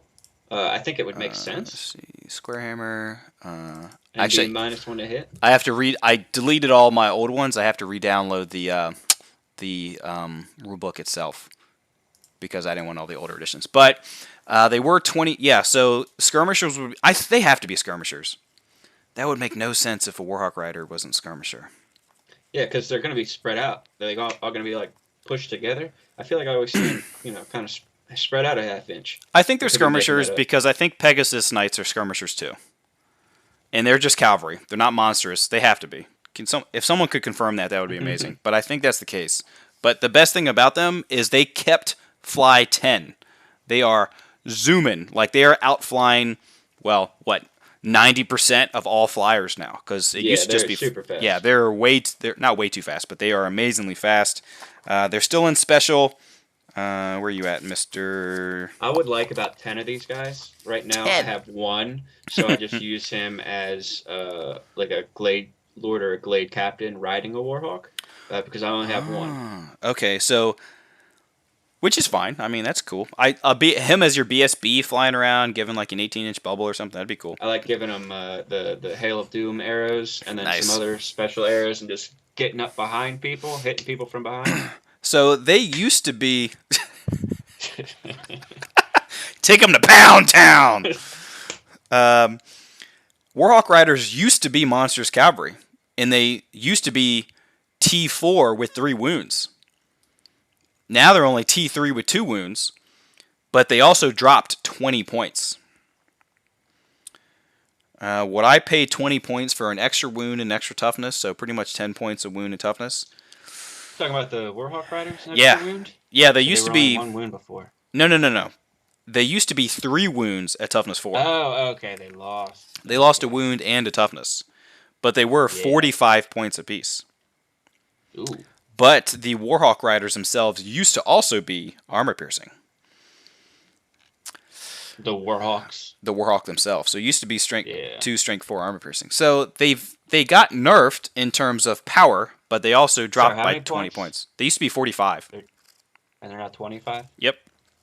Yeah, I think 25 points a model for these guys is like extremely reasonable. And if I had like 10 of them, they'd be in my list. 3.3. Anything that can move that fast, do damage from range, do damage to the flank charging. I think these guys are worth every one of those points. Excellent. Thank you, Inquisitor. He said unit strength 2 or less have skirmisher, so they do have skirmisher, which is great. But if it was just one of them, well, the unit size minimum is 3. okay, then it wouldn't be unit strength 2 or less. No. He's saying unit strength, like the one model itself. Unit strength 2 or less has skirmisher. So the cavalry, so each Warhawk counts as unit strength 2, so you have skirmisher. Oh. Yeah. That's for flying units. Sorry, not just like all. Flying. Yeah. Not board, not like art, like everything wide. He's like, what? Eternal Guard? Like my skeleton warriors, my tomb guard? What? So much for skirmishing. Yeah, no. Flying things. Flying unit things. Strength of 2 or less. Okay, yeah, I knew that. That rings a bell. But you can now give them enchanted arrows, which is very cool. You used to not be able to do that. So you can fly 20 and give them all Swift Shiver shards and just like Yep. you're like each one is a helicopter with a minigun just flying by and Doing flybys. yeah, exactly. Yeah. Wow. I love this unit. I Yeah. can't say enough. If anybody has like a bunch of them that they want to give to me, Send them to me. Send them to me. No. How about we divvy them up? We will divvy them up. I'm okay with You that. already have. How many do you have? Two. You only have two. Yeah, Okay. yeah. That's reasonable. I need a third so I can run one unit. I of thought them. you were sitting on a stash over there, just like hoarding like this box of. That's other models, but Right. not Wood Elves. I have everything. I have some stuff that need to get painted for them. Like 10 more Wild Riders. I like the old pewter ones. Those are mine. I like those. Oh, really? Yeah. All right. What's Altars. next? What's next? Altars. Altars. Okay, here are the altars. Yeah, I was mistaken before. So here are the altars. My buddy hit me up and said, "Hey, man, you should check out the altars." And I was like, "What the hell are altars?" Like I didn't even know. Pull back from 6th edition. Go ahead and talk about it a bit, because I don't really know much. So in 6th edition, you used to be able to make characters altars. There weren't like Form of the Bear and Form of the Wolf. They were specific. God, I should go get my book. I wish I could remember them all, honestly. I can picture. Oh well. But now they have Skirmisher, which is cool. They're not ITP, so they can flee from a charge reaction if they want to. They're pretty much druids. It's just a whole bunch of druids that can shapeshift. And obviously, think of D&D that if you're shapeshifting, you get bonuses to your stats per the animal that you shapeshift into. So, Form of the Bear, the unit gains +1 movement, +2 strength, +1 toughness, -2 initiative, +2 tax. That's really good. I'm assuming these guys, you don't actually need to have a bunch of different models for these guys. What are the models? What I would probably use is what are the Arch Revenants from Age of Sigmar, where they're like half tree, half like they're like half tree, half elf. Is that what they're? Revenant was the character that. Oh, the spirit Revenants. Yeah, tree Revenants. Tree Revenants. Okay, so There's two different kinds. Okay. I don't know what they are.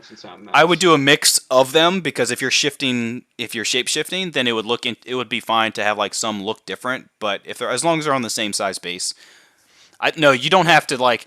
If you shift to the bear, you don't have to put down like 5 or 10 bear models. Yeah. I have not used them in the game. They're one of those things where it sounds very cool. It gives you a lot of customization. But I've never used them, so I can't like. It doesn't say. I hate how they enticed me enough to use them. Well, I hate how they have the same thing that the War Dancers have, where you can't choose the same form in 2 consecutive combats. Like, why can't you stay in bear form through the combat? Right. Why do you have to switch? Like, I guess people would. At that point, you would always just stay in the same form when you're in combat. But yeah, that might have been what he was going at, thinking that there would be like an obvious, clear choice, and then people would just do it all the time, and it would kind of lose the whole. Well, this is what I would say. I would say make the forms not as swingy either way, but then have it the same thing what Ushabti have, where you just get like the flat bonus, but you do the same thing with them because.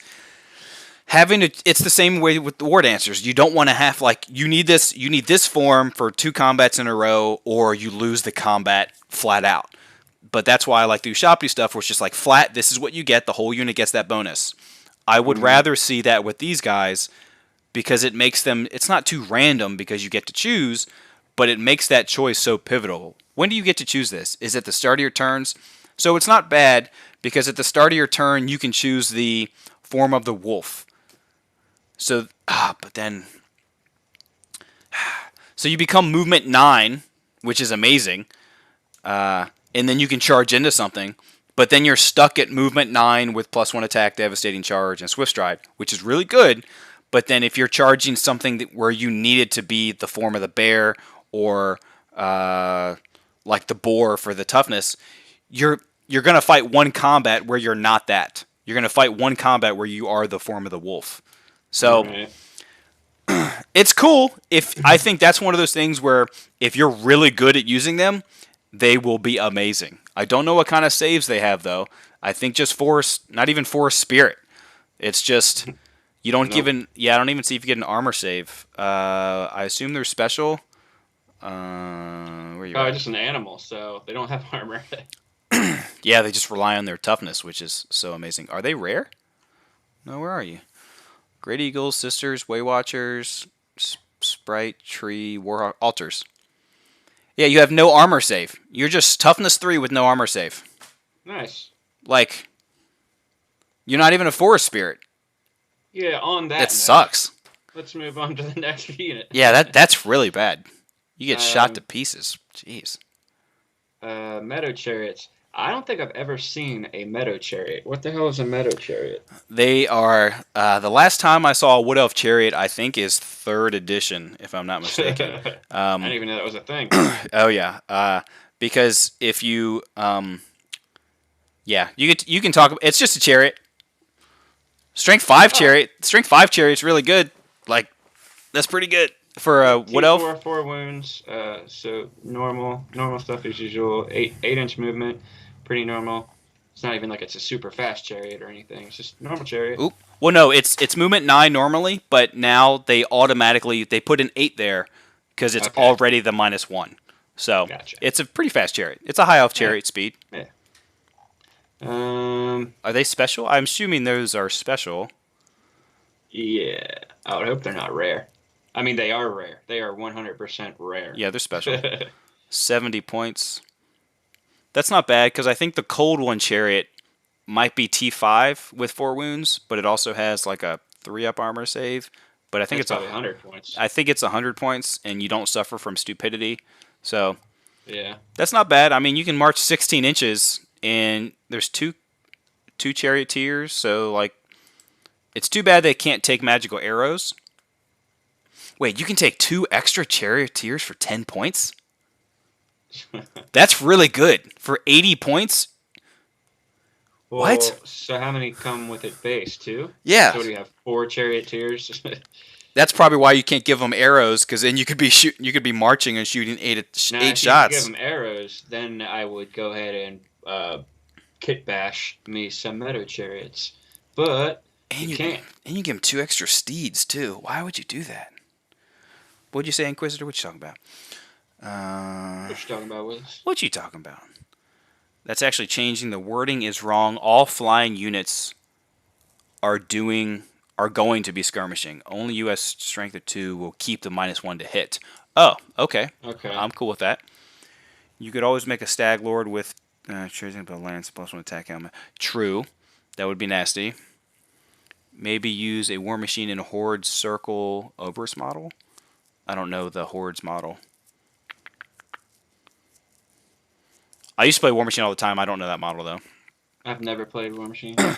It was fun. Actually, it was good back in the day. Inquisitor, I agree. 80 points gives you 4 bows and 4 spears. So if you don't move, it's 8 extra shots. And you're T4 with 4 wounds. And you have, what, a 5-up save? Not amazing, but it's pretty good for a Wood Elf Archer. Just a Wood Elf, 5-up's not bad. But you could even take, for 90 points, you get 2 extra steeds. So that's more impact hits. But then you probably, you're getting Cetra size at that point. Right. Okay, what's next? So it's not bad. Not terrible. Dryads. We're on to the Forest Spirit, boys. Oh, yeah. So we're going to start at Dryads. Dryads are your basic unit. They're the little tree boys, infantry-sized trees. I forget exactly where they were at in 8th edition in terms of what has changed. T4. They were T4. I like them now. I don't know if they got nerfed, but they're pretty solid now. Getting the 5-up ward save is always good. Hatred, so you're re-rolling attack rolls. They had that, yep. But strength 3, toughness 3, 1 wound, weapon skill 4, movement 5. They do get 2 attacks base, so that's solid. Mm-hmm. But then you take you pick a tree aspect at the beginning of each round of close combat. It's just this thing again, switching aspects. Yeah. Yep, can't choose the same one. You can either get +1 attack, +1 toughness, or make the other unit -1 to hit. Now, with their 4 weapon skill, I think that one's actually pretty good, because if you're going against just kind of other infantry from other armies, a lot of times you're going to have weapon skill 3, or 4. So making the opponent hit you on 5s, I think, is really strong. But it's only enemies in base contact, so the second rank gets to swing and hit you at no minus. Yeah. But yeah, toughness +1. I wish they still had toughness 3. I think I actually mistook that in my last game. I was like, I think they're T4, and I went and I was like, oh damn, no. Yeah, they switched T4 to be able to give them the aspects, more shape-shifting stuff. It's just another thing where it's more having to choose a dance or a shape-shifting form again, but you can't choose the same one twice. I wish you could just take like a unit and just say they're all birch, or they're all oak, or they're all willow, and you have to. Did they not used to have stubborn? Am I making that up? They don't have stubborn now. I know they don't now. No, they didn't either back then. Okay, for some reason I was thinking they had stubborn at one point. No, you're thinking of the treekin. Yeah. They used to not have stubborn, but they do now. Yeah, those are solid too. Yeah, those are. But anyway, those are really good. So the dryads are good. Problem is you can't really do a whole lot to buff them up. I mean, yeah, give them ethereal. You can put a shadow dancer in there to give them dances. I'm trying to look to see how many points they are now. They're reasonable. So they used to be 12, if I'm not mistaken. 11. They used to be 11 points. You'd get fear, force, spirit, and hatred. But now, core. They're 12 points. So they went up a point. You can give them skirmishers again, because in 8th edition they lost skirmisher. And it's free to give them skirmishers. So having hatred, the aspects, a 5-up ward, and skirmishers, that's worth looking at. It makes I agree. They can get 3 attacks apiece, re-rolling hit rolls.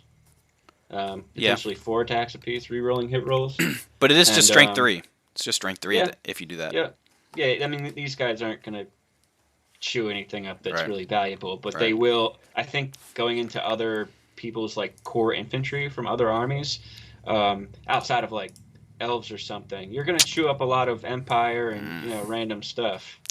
So they are ITP. So even though they're skirmishers, they can't flee. Because that you could easily set up some nice counter charges if you could flee with them, but since they're ITP, you cannot flee. That would be nice.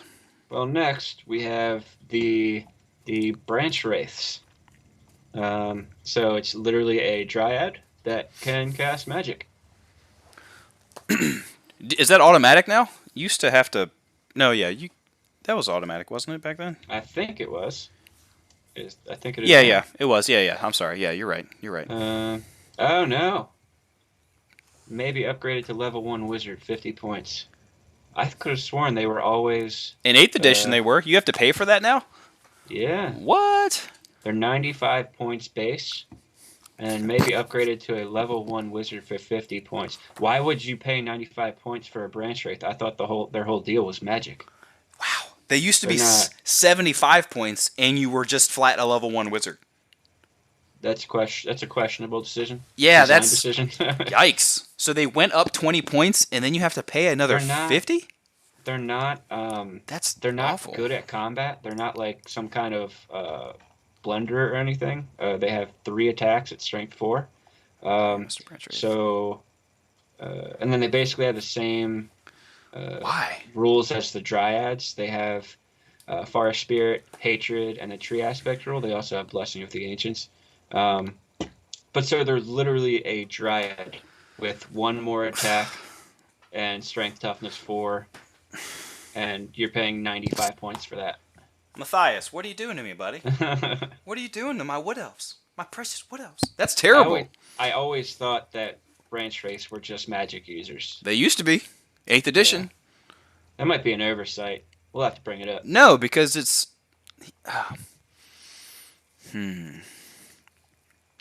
They have nothing changed about their stats. But they cost 20 points more and then have to pay. That's what I'm saying. I think it's an oversight. Call your boy. Matthias, you're going to get a PM from me. Yeah, that's really bad. But they have Blessing of the Ancients. Isn't that +1 to cast if you're within Yeah. 6 inches of a forest? Yep. Okay, weird. But they can take spites now, which are at least cool. You can take some of the like the Yeah. That's the only luminescent. thing you can take, right? Yeah, you can't take magic regular, items. right? Yeah, that level 1 wizard thing should go away. Like they should just be a level 1 wizard because you wouldn't take these guys are nah. Skip them, they suck. I will say they suck. That sucks. Well, speaking of sucking, cool, cool models, but And beaten off. but the tree revenants and the spite revenants, they're AOS models that they brought over. Not a huge fan. They don't really do a whole lot. The Spirit Walk is cool for tree revenants. They can basically jump from forest to forest. Okay. Which is They cool reroll- if you're summoning forests all around. Yeah, they reroll 1s to hit and wound. I guess these guys actually aren't that bad. 2 attacks apiece. Still just strength and toughness 3 though. What weapon do they have though? It looks like that guy's carrying like a big freaking 2-handed thing. Let's see. What are they called again? Tree Revenant? Tree revenant. I'm sure they're special. Mr. Tree Revenant.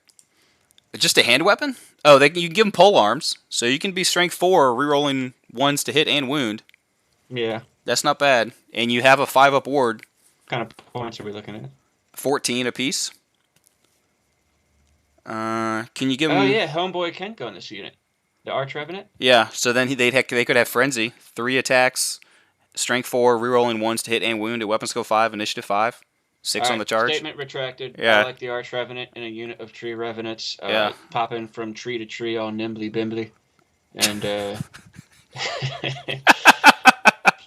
drinking from a saucer.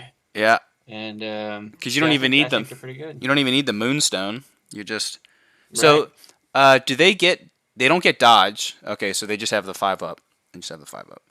What's Martial Memories? That's the reroll 1s to hit and wound, and then Spirit Walk is the hopping trees. Yep.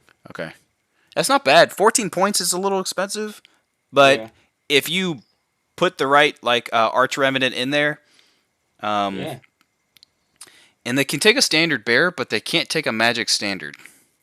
Huh. I feel like they should be able to take a magic standard. They're special. It's a special unit.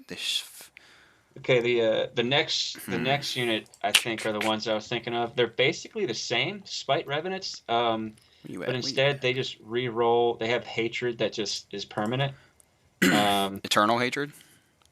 Well, it's called Unbridled Malice. It's just their special rule. Also forces enemies in base combat with them to re-roll successful leadership tests. But just the same profile as the other ones, but they can't jump from tree to tree, and they probably can't just take pole arms. all hits. Yeah, that's what I was thinking. I think these guys just have scratchy hands. They don't have weapons. They're dryads, but they're elves that are slowly converting to dryads. It seems like. Yeah. They're only 13 points apiece. What you saying, Inquisitor? Part of the Tree Revenants unit can be out the forest also. Only the center has to be in the forest. Oh, that's cool. Okay. Yeah, I don't know why you'd ever take the spite ones. How many points are the Tree Revenants? They are skirmishers. Maybe that's why. Yeah, I saw that. That's probably why. They're 14. So the Tree Revenants, you'd pay 16 points because you would take the polearm. Yeah, I think I'm about to get a unit of 20 of those suckers with the Arch Revenant. That's really good for 13 points? No. The Tree Revenant is 14 base, and it's two more points for polearms, and you can take full command. Yeah, I like that. I like so we're looking at 16 points model. Yeah, it's weird that it's unit strength or unit size 5 base. 3 attacks apiece, strength 4, weapon skill 5. That's pretty good. Yeah, and the whole jumping from tree to tree and re-rolling all ones to hit and wounds of 1. Yeah, that's really good. That's not bad. And you can buff them with some spells. If you did Lore of Life instead of Athel Loren, you could easily make them toughness 7 or. I like putting I like jumping to a tree that's in your enemy's deployment zone, and then using the number 6, whatever it is, random movement. Fury of with the extra Forest? Attack. No, I can't be remembering. So then they're getting 4 attacks apiece. Mm. 4 attacks apiece, and Yeah. just walking into someone's flank behind, or their backside. Yeah, even just to the good. flank. Even just to the flank. Like, Yeah. initiative 6 with 4 attacks apiece, weapon skill 5, rerolling 1. Don't get me wrong, that's a lot to combo that, and it's going to be an expensive unit, especially if you have 20 of them. But, I just think 20 might be a bit much, but I think 15. 10, if your opponent, I would do more than opponent 10. knows that you can jump around, that's just you're playing games with them. You know Yeah. what I mean? They're like, damn, these dudes could just like pop out behind me in these woods at any time. Yeah. I think that's super powerful to just have dudes teleporting. So if, let's say, you have 10 of them, and let's say you get off that spell, so you have 40, 45, not including the character. Why am I saying 45? No, that's right. Yeah, because you have 4 times 5, that's 20, and then you have 25 attacks, most likely hitting on 3s. So you're going to get what? 16, 24. So you're going to get like 16 hits, and then you reroll the other 8 or 9. Or no, you're only going to reroll 2 because you're not always strike first. So you're going to get, let's say, 18 hits, about 18 hits, and then Should strength. be at least 18 hits. Yeah, and then you're going to be strength 4, so you're going to be rolling, let's say, against toughness 4. So you get 9 wounds, and then 2 of them, maybe 3 of them are 1s, so 9. Let's say you get 10 or 11 wounds at strength 4. And that's just for 5 of them, right? That's for the 5 up front, and then the 5 in the back. Oh. Because it's 5 guys up front, 4 attacks Right. apiece, so that's 20 attacks. With a champion, it's 21. So yeah, Gotcha. so you'd have 26 attacks. That's if you're not running the. No, you have to run that character. So yeah, that's easy to say. That's pretty good. Like, you can do a lot of damage, but not against a high armor save unit. That's the problem. No. Yeah, this is a harassment unit that I think actually packs a punch. Yeah. You know, some units are like harassment units, and that basically just means they're not good enough to be like to take something head on. I think these guys are a good harassing unit that can also pack a punch. Well, let me ask you this: why would you take this unit over a unit of Wild Riders? I wouldn't. What are we talking about here? What are we talking about here? No, this is a unit that I just like being able to pop up like in forest somewhere. I think that's super powerful, especially if you have some forests or at least 1 or 2 like in your opponent's deployment zone. I think that's super good. Yeah, I still think Wild Riders are just better overall. Oh yeah, 100%. But like, why not both? You could take a unit of both or 2 units of both. Yeah, I like 2 units of both. What's up, like Josh? 2 units of Wild Riders and 1 unit of True Revenants. Thank you, Josh. Appreciate that, buddy. Okay, yeah, Spite Revenants, we don't see anybody taking them. Sylvan Hunters, I love these models. This is what Treekin should be. I loved it in AOS. I was so glad to see it come over to the fantasy book. These guys are just super cool. Love their great bows. Man. They were really strong in AOS, I know, when they first came out. Yeah. They're very strong. And I mean, those weapons. So I think you get a sword or you can trade it out for a glaive. They have 3 attacks apiece base. They're Treekin, basically. They're basically stat-wise. They're Ushabti. They're Ushabti with a higher initiative and higher weapon skill. Great bow is a long bow, 36 inches, strength 5, with a magic attack special rule, so that's good. But here's where these guys I think get really good. Okay. Is the Tanglethorn Thicket. Thicket. The thicket. So if you give these guys bows and then you just do this every turn, you're just in hard cover all the time. So these guys just sit in the back and probably can't be hit, or it's very hard to hit them. It's like minus 2. Minus 2. I think if you have 6 of them and you're firing off, 12 strength 5 shots every turn. Well, no, it's. Oh yeah, it's just a longbow, and a longbow can shoot multi-shot. Yeah. Yeah. That's pretty good. Really good. But That's also pretty just good. the weapons, attacking, they're pretty good. They Does have a it bunch of say- attacks. So okay, so they have a 5-up natural armor save and then a 5-up ward save, unless it's magical, so it's a 6-up. They're pretty much treekin stats, except a treekin is toughness 5, and a They tree. take weapons. Yeah, and I That's think the a main treekin difference. is weapon skill 4. Yeah, treekin and weapon skill 4, but you do lose stubborn and 1 armor save. So you pretty much trade all like everything for the bow. That's pretty much what you trade it for. Oh, the weapons in general. Yeah, the weapons in general. Because you get the man, what weapons do they get? Uh, I think you can take like a. I think it's just blade like or a halberd. something. I'm sure it's just like a halberd polearm, Halberd, so +1 strength and stuff. if I can find them. Yeah. There they are. Yeah, where you go? Yeah, polearm. And they can do that for free. Yeah, you can take any of the weapon options for free. So they come with a great weapon, which is not bad. You'd be Strength 6. Yeah, which isn't bad, but I would probably do pole arms. If I had to take a close combat weapon, I'd do a pole arm over a great weapon, just from the always the strength bonus and no initiative penalty. But the great bows for free, that's pretty good, honestly. I think what I would do is just great bows. Because then even if things are hitting the fan, you can still just attack.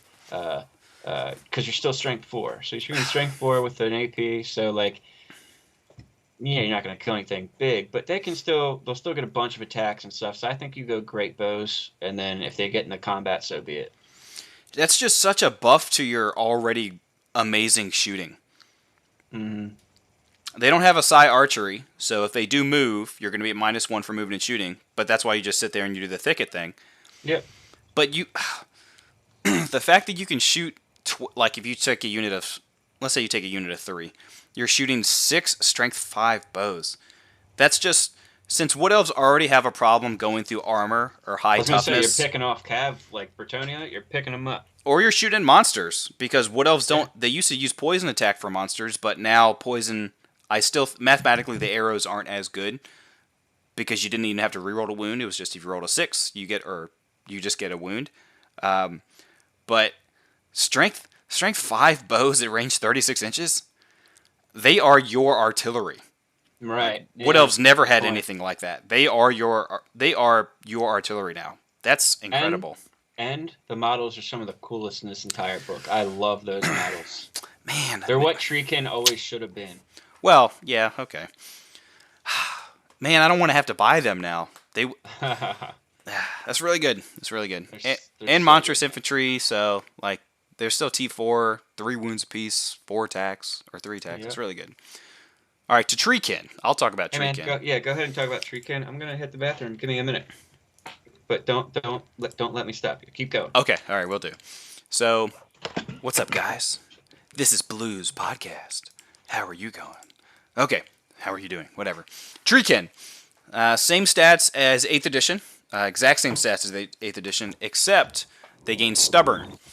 As you will know from most of my bat reports, I do love a couple stubborn units with Wood Elves, because it lets you throw the stubborn unit into whatever unit will crush your Wood Elves, and everything else is just maneuvering around, outflanking, distractions, all that stuff. So, and you're just peppering them apart while your treekin are trying to hold the line. Or I guess in 8th edition, it was pretty much just, I used Eternal Guard and Treeman. But now you can use treekin, and I always used to run treekin, so now I just get another unit that I used to always run, gain stubborn, and a better ward save. So, what's not to like about the treekin? Yeah, the model is a little janky.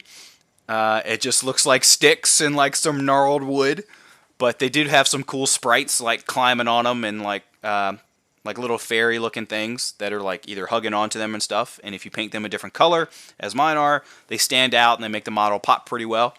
But yeah, they're just very just twigs. You could just literally go outside, assemble some twigs, and you have treekin. Now the big fella, treemen. Love these fellas. The older models are cool too. What I like to do, I like to use the old pewter ones or finecast if at that point as my standard ones, and then I like to use the newer one as either an ancient or the model that's right here or the picture that's right here as the ancient or Durathru himself. I think one of my first models was the old one, old Durthu, where his arm was like literally just back here about to do a tree whack. So, and I think they went down in points. Treekin actually, hold on, let's see. Before I advance to them, Treekin were 45 points a model. Now they are 50 points a model. So they actually went up for 5 points, but they got stubborn. And I will take that all freaking day. 5 points for stubborn per model, for sure. I hear you. I heard that door. I know you're back. Tree Man. Just started Tree Man. Oh, you can't hear me yet. Hey! Welcome back. Welcome back to the vlog. We're talking about Tree Men now. Ooh. So they're 215 points, and you can pay 20 points for Strangle Roots. They used to be 225 points, so they went down 10 points, and they're pretty much the exact same, if I am doing this correctly. Yep, so the exact same points. Strangle Roots is still the same. I still love to take one of them. I love Treeman. It's just you have a stubborn 9 monster. Not many monsters are stubborn. Or BS6. If anyone has talked Warhammer Fantasy with me, they will know I'm allergic to big targets, and every time I bring one, they get one-shotted. I mean, every time they get one-shotted, because I don't know how it happens. Yep, every time I will fail a save, and then I know they will roll a 6. Well, at least now you have a 5-up ward versus it. Yep, and I'll fail it. Well, it so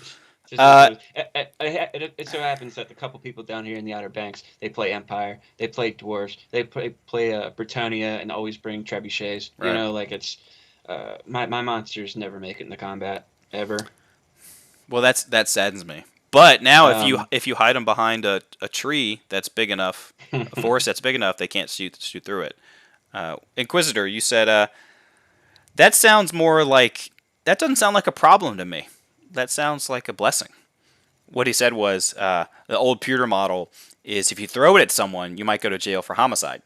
And that sounds like a blessing to me. Blessing of the ancients. The Casket of Souls will do that. Mm-hmm. That thing is like 40 pounds. A steam this little thing. A steam tank. Oh yeah. Yeah, that too. I like the Tree Man. I think being stubborn is amazing. I still like Tree Whack. I think it's hilarious. You take an initiative check. If you fail, you just take D6 wounds with no armor save. I tried it against Bob when I played his vampire counts. I did it. I could have attacked him normally and killed him after because we did 3 rounds of combat, 4 rounds maybe. But it was just awesome to see if just whacking the crap out of that Terrorgeist, I think. But against a low initiative thing, it's amazing to do because it's one enemy model on base contact. So if you're fighting an ogre character or some other big nasty that has low initiative, it's just you have initiative 2, cool. Roll a 2 or less, or you take D6 wounds. The Strangle Roots is still good. What's up? Do you ever take the Ancient? Or just always regular team? I don't usually take the Ancient because it's not that it's bad, and I think your leadership... Are you leadership 10? You're leadership 10, and you have an 18-inch leadership bubble. General's Inspiration or Inspiring Presence, which is really freaking good.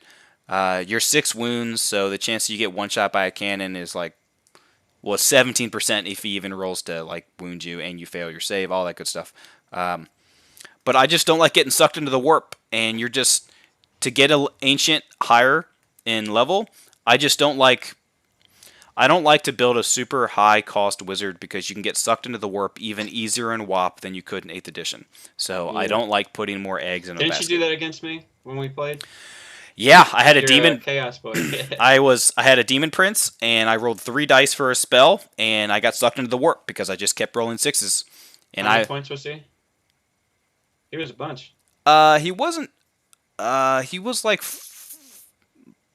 well, we were playing 2,000 points, so he couldn't have been over 500. He wasn't over that. I think you said he was about 400. He was at least 400. It's a lot to get sucked into the warp because that I lost that flank, and that just changed the entire game. I was doing well, but just the fact that I lost 400 points, my general, all my casting You literally abilities. lost a quarter of your list without me doing anything. Yep. So it's not fun to happen. But yeah, so no, I don't usually take an ancient, but I still love Strangle Roots. I still love being able to move. I think they lost a movement. I think they used to be movement 6. No, they were movement 5. I still like Strangle Roots because you can move, shoot it. Even you can charge into combat because it's quick to fire. So you can charge into combat, shoot D6 plus 1, strength 5 shots, or if you get charged, you can stand and shoot with D6 strength 5. Strangle Roots are definitely good. They're like a Agree. easy decision. 100%. 10, 15 points? 20. It's 20. Still worth it. Yeah.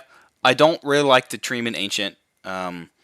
It's really nice to have a really hard killable character as a Wood Elf because you have a 3-up armor save and a 5-up ward flat, and you can take some cool spites with them. But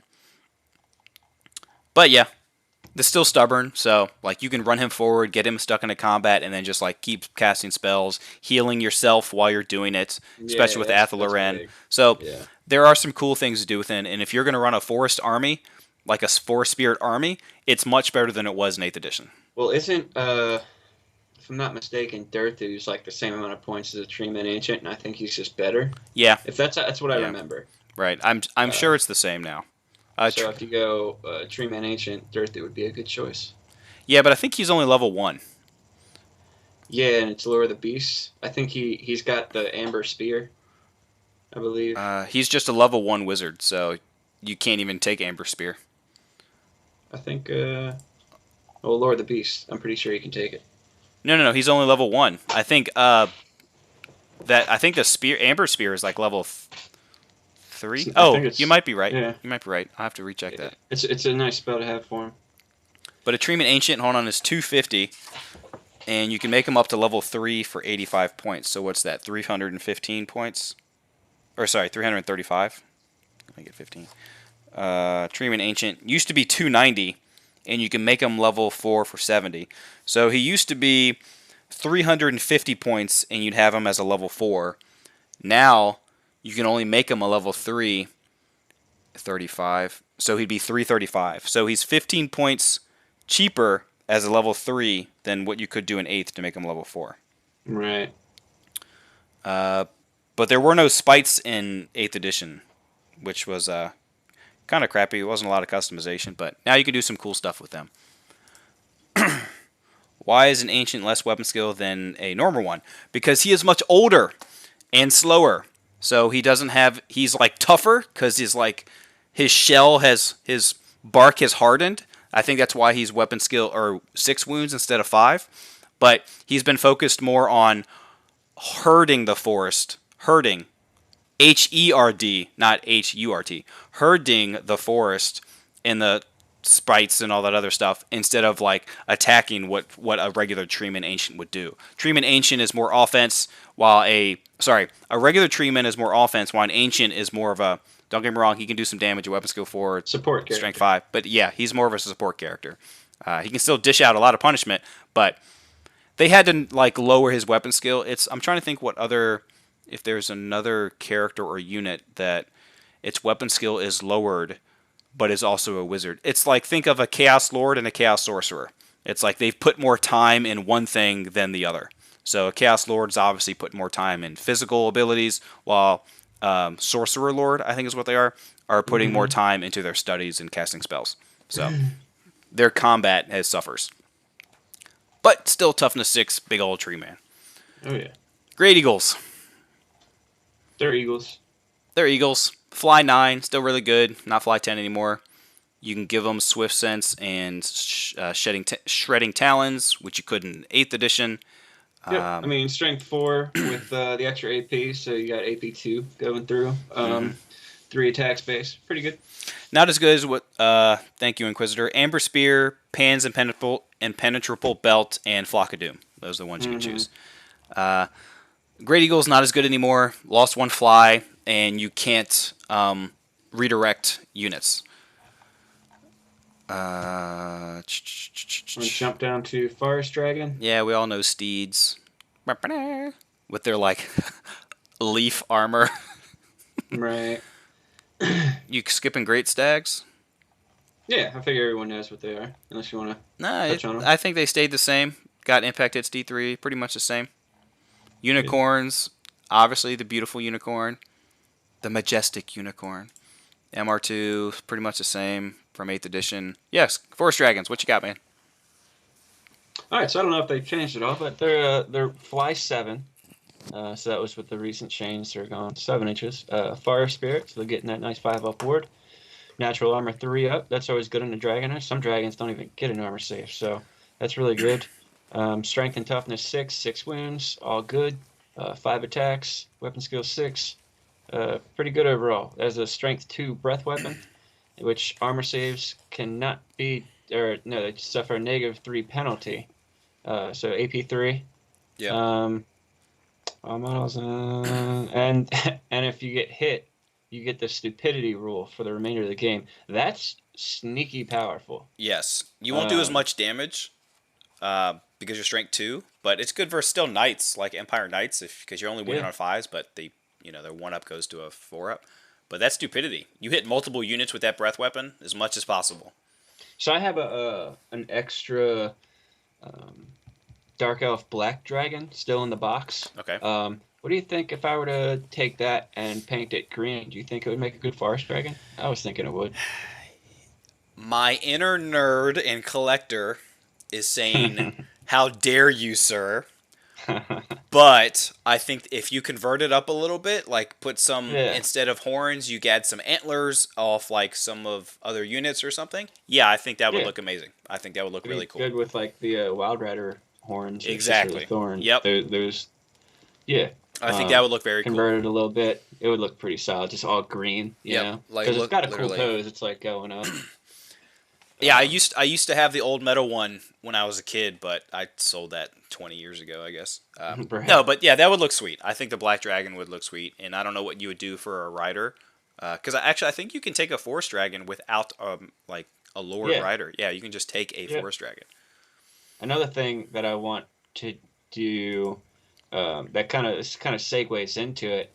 So, um, Nastra and Arahan or whatever, the named characters. Yeah, So the sisters, the twin sisters, yeah, Sisters of Twilight. They're actually pretty damn good. very good. And you can put them on a Forest Dragon. Now, I'd just probably put them on that Hawk more often than not, because I Yeah. think that gives them some cool bonuses. That used to be the But thing. That used to be the move. but they can go on a dragon as well. That was, I don't know if you want to. It's really the only one I can. They have a ton of named characters. Yeah. Um, Hold on, did Durathu drop to weapon skill 6? He was weapon skill 7. Did he he drop? is weapon skill 6. Yep. He did drop. Ballistic skill 6, strength 6, toughness 6, 6 wounds, 6, 6, 6, 6, 6, 6, 6, 6. Yeah, and he takes Lord of the Beast all the time. Yeah, so. But he does have frenzy and hatred, stubborn, Treewick. Okay. He's got basically all the rules. What's up, Brad? So he's pretty solid. Tookie call. Is that something? Should I get that reference? I don't get it. I don't know what that means. Tookie call. Brad is Yeah. actually, he's in Arizona. He actually has done some painting for me. He actually is painting some of my Cult of Uruk right now. But I don't know what the Tookie call is. Yo, weirdo. Just scrolling down some of the named characters. Durthu, I think, is really good. If you wanted to take a tree man, he's solid. I think he's like 340 points. I'm sure Orion still sucks. I'm sure he's still bad. He's just cost like 500 points or something. Well, he used to have like no save. Like he used to be really bad. But Nastra and Arahan, I think, are only like 240 or something. Yeah, so that was the character that most people would always take, is you would take the sisters and you'd put them on the Great Eagle, because you wouldn't, it's like, I think they healed up to full wounds unless you killed them both. Yeah. So, like, you couldn't, it was really hard to kill both of them. And if it's been reduced to less than 4 wounds at the end of any turn, they will be restored to 4 wounds. They still have that? Wow, that's so good. And if they're on the Eagle, they re-roll all failed to hit rolls. One has the big D6 damage, strength 5, armor piercing like 1 weapon. Other one has like a small blast, right? And then the other one has 2d6 multiple shots, poison, armor piercing 1. So you have these chicks Let me go to them. slinging out these ridiculous shots. And like I said, I think it's like 240 points or something. Like, they are crazy good. And I'm about to kit bash them and make that a thing. Make that happen. Range 30, strength 5, armor piercing. So you're pretty much shooting a bolt thrower. No, you're shooting a Sylvan Hunter shot. But That does D6 damage. yeah, what the crap? And you're BS6? Yeah, and you reroll all failed hit rolls. Wait, what? Reroll all failed hit rolls. That's when you're on the Eagle? Yeah, Gwendolyn. Okay, so if you're on Gwendolyn, you only have 4 wounds, though. You have 4 wounds. 4 wounds. Okay, and so if you ever go below that, then you go back up to it. in 8th edition, it's where you could kill the rider on top of the mount. Now you can't. So in 8th edition, you'd have 2 wounds, and then Gwendolyn. Okay. So like if you got hit with a cannon or something, they'd have to roll to wound both, and then roll. You'd have to fail saves and all that stuff. So I guess it's easier to kill her now. But still, like the fact that that's disgusting. Wait a second. And you get +1 to wound against forces of destruction. 275 points. Yeah. That is crazy good. Is that on the dragon? It goes up to 495. 275 points for the offensive powerhouse that is that data sheet. right? That is crazy good. Data sheets is Age of Sigmar, but that's okay. It's everything. No, I thought. no. I call 40K. Or maybe that's One's 40K. that- I think that's 40K. What would you call it? Unit entry. I don't know. There was no like thing, but it's the same points in 8th edition. She was 275 points, Okay. and Gwendolyn actually gained a wound, probably because it's a They're combined super good. profile now. Right. Yeah. Yeah, they're super good. Then you have a bunch of other named characters. I think some of them are probably good, but it's just there's a lot. I don't know if you have any specific ones you want to shout out. Hold on. He said, and you regain wounds if you shoot and kill something. Where is that?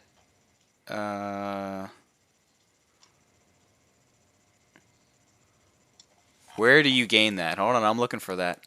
Natural. That's on there. Yeah, I don't see that. I don't see that either. Oh, the Talon of Dawn. So if you cause 1 or more unsaved wounds, you regain a wound. That's really good. Yeah. You're regaining wounds in your shooting phase. Wait, You're no. regaining them anyway. If it left the last turn and you were below 4, you're going back up to 4 anyway. Hold on, if Nestor's nature has been resolved, reduce the less than 4 wounds at the end of any turn. So when would that come into account? Never. Yeah, unless they somehow took a wound on their turn. Yeah. Why would you do that? What's the point of that ability? I don't know what's the point of that. Nope. I don't think there's a point. Either way, still an amazing unit that's dishing out a lot of damage. Yeah, crazy good. I would say that is the main named character. Oh yeah, and you can shoot at 2 different targets. So. Yeah, and those weapons, it's so good. Just being able to take out small things, take out big things. They don't have. They don't have. Wow, I just forgot her name. Dreicha? No. How did I forget her name? I have her model. Oh my gosh. What's the queen of Athel-Loren? Ariel? Thank you. Jeez. Ariel. Yeah. They don't have her as a character in here, do they? Yeah, they do. They do? Okay, let's look at her. I think they actually have her in 2 different forms as well. So you have her on I have foot. I have this old model. Oh god, it's so bad. But it's beautiful at the same time. You got her on foot there. She's monstrous infantry. 5 wounds. Level 4 wizard, uses Athel-Loren. But then I think they actually added in her variant, her Age of Sigmar big monster version. MR3. I thought. But I don't see it anywhere. She may use Screech when it would normally be her time to attack close combat. This is a special attack that automatically hits. Alright, so what's her Screech do? It doesn't tell me. Unless it's down here somewhere. I love this art of her. That's just so sweet. That's what I remember from that. That's the 4th edition book right there. Where does it show what her Screech does? Yeah, I don't see. So her Screech does nothing. She's 540 points. She better be. She's hard to pursue down in combat. She has the Dart to Doom. It's pretty much he built it so it's like she's the Age of Sigmar one. Or not Age of Sigmar, Warhammer Total War. Range of 12. If it hits, it calls 1 automatic wound which ignores armor saves. If the wound, blah, blah, blah. And they drain their strength by D3. It's pretty good. Just an automatic hit, you know. Automatic wound, I mean. If you cast a spell at her, the enemy has to take a leadership test. If they fail, he may not cast that spell for the rest of the game. Yeah. That's so good. I mean, That's, most characters, special characters, are too expensive for what they do. yeah. But, man, just seeing her on the field would be awesome. She gets to reroll any failed dispel. She can regain D3 wounds, but she's probably going to regain wounds from all the spells she'll be casting. Oh, and she has the Acorn of Ages. Okay. Once per blah, blah, blah, it scatters just 1 extra forest? And it scatters. That's what it looks like. Just 1 extra forest. Oh, it used to be And used to be D3. And you get to declare what type of forest it is. Screech auto hits all models in base contact and Nor's armor. Does it say that? This is a special attack that automatically Maybe I hits all should enemy units in base contact. And probably ignores should have read armor the second saves. sentence. Probably should have read the second sentence. Yeah, that would have been good. That's not bad. I like how she's got 0 attacks. Wait, it automatically hits, but how does it wound? What do you roll to wound? Special attack, it automatically hits all enemy models in base contact with the ignore armor special rule. So how do you wound them? It's a hell of a question. That is a question, huh? Ignores armor special rule. Okay. Interesting.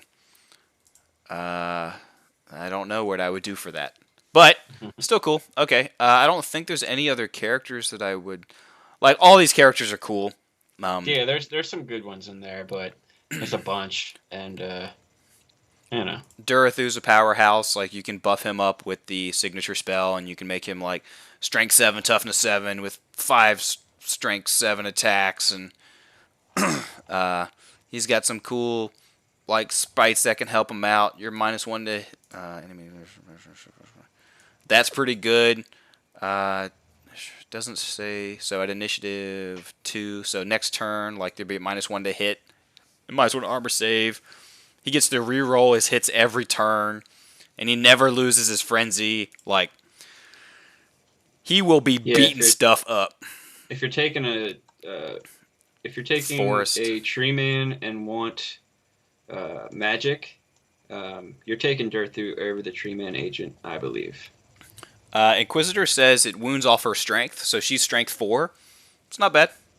That's what I assumed if Yeah. it wasn't listed there. Yeah, but I don't know. Like, I'm surprised it's not listed. It should say. Yeah, It should say. definitely. It should say, or it just Yeah. always wounds on a 4 or something. Like, even if Right. they're toughness 10 or something. So Drycha used to have this awesome rule where stuff. Let's see, Rouse to Wrath. Same thing. Here you go. You can choose D3 units wholly composed of models with Forest Spirit special rule. They're deployed as like slumbering. At the start of your remaining move subphase on first turn, roll a d6. On a roll of 1 to 2, nothing happens. On a 3+, the unit awakens.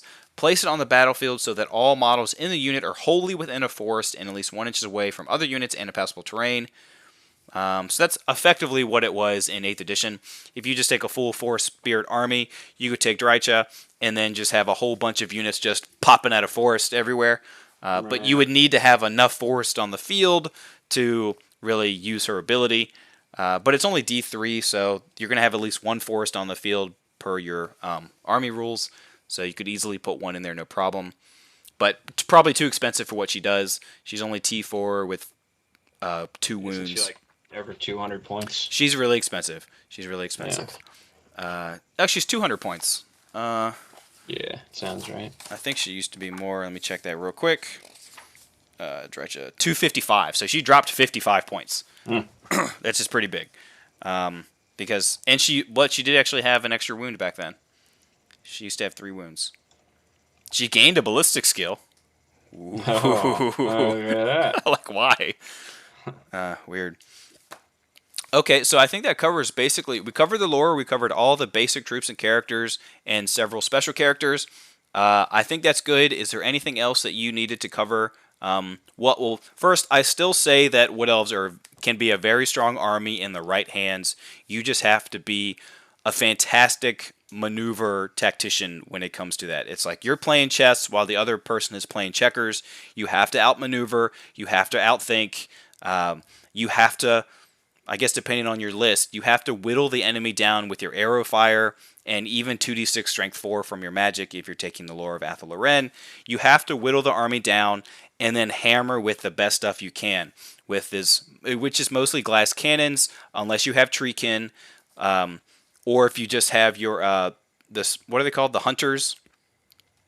The Sylvan Hunters. Yeah, unless you have the Sylvan Hunters, which are like shooting strength 5, you won't have anything really strength 6 that's on the field. All your damage is going to be strength 4 mostly, really even strength 3 with all your arrows. Yeah. So you just have to roll and make. The problem with Wood Elves is the games usually take longer because you're moving backwards and trying to outflank while the enemy is just bearing down on you. It's not you're bearing down on them too, and you just hit a unit and you wipe it out, and there's like a third of their army gone, and you just do that like a couple times, and the game's over. You have more chaff and more skirmishers than any other army in the game. Mostly, if you take the list that I like to run, that's what I like to do. Is you have to just have a whole bunch of fast, not super damaging stuff, but you're just like outmaneuvering and peppering them the entire game until turn 4 or 5. You finally charge and you make that. They're already whittled down so much, you will win combat and you will break them and chase them down. That's the way I like to play Wood Elves because that's about their lore. Yeah, I don't think you can.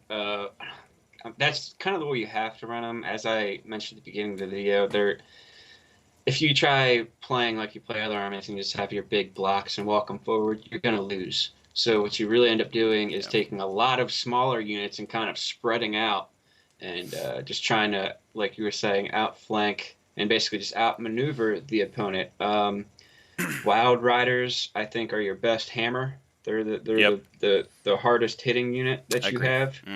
Mm-hmm. You can, Glade Guard will be a big part of your list because that's kind of the whole shtick. They're your core unit, and they shoot a ton of bows, but they are pretty expensive. So don't get too carried away with just thinking that you can just take a bunch of Glade Guard and shoot your opponent off the board because, you don't get rerolls or anything. So if you roll poorly, you roll poorly. It's all strength 3, so you can't really rely on that to do too much for you. I've gotten caught in that trap before, thinking like, oh, all these archers are going to do all the work. They don't. I mean, they can. Yeah. But it's likely not going to happen. So you really have to do what you're saying, kind of whittle your opponent down, and try to get in some flank charges and stuff. Try to do some fire and flee type stuff. Just get your opponent just stuck out in the open. Not doing anything. Yep. And I think that's really how you have to play them, and it's not easy. I fail more than I don't with Wood Elves. As much as I like playing them, it's not an easy army to play. I agree, and I think the worst thing about having multiple units like that is you probably won't get the +1 to go first. So you have to almost prepare that you're going second, unless a lot of your units are like scouting, because that doesn't count towards the +1. So I don't really like Glade Guard. I used to take multiple Glade Guard units, but now I'd rather take Wild Riders with a couple units of Eternal Guard, because I like to have Eternal Guard as stubborn, hold the line, while everything else, or Treekin as stubborn, or Tree Man as stubborn, hold the line while the rest of my army picks apart the stuff that my army is able to pick apart easier, and then it hits with everything else. Yeah, I think Eternal Guard and Treekin are actually kind of like the silent, like quiet MVPs of the Wood Elf list. I think they're sneaky good. That stubborn is huge. Actually is really crucial for Wood Elves to hold things up, while the rest of your army just moves around and gets in position. Because if you don't have that stubborn, a lot of times your enemy can just start like just rolling over units and just going next one. So it's good to have some stubborn units in there. I think they're really important. It's nice to see Eternal Guard actually have a 6/5, a 4-up versus shooting. If you give them shields, that's pretty good. 6.5, Yeah. 4 shooting. That's pretty good. Well, square hammers, I think that's it. I think that covers the Wood Elf version 1.4 pretty well for WAP. Hope you all enjoyed it. Let us know what you want to, what book you would like us to review next. Throw it in the comments, and stay square. Bye, guys. Like, subscribe, blah, blah, blah, blah, blah. In a memento, got to end this. Hold on. Where are you at? Well, you're going to stay with us for another second while I try and figure out how to end this thing. I got to go back to like YouTube Studio. Yeah, let's go over here.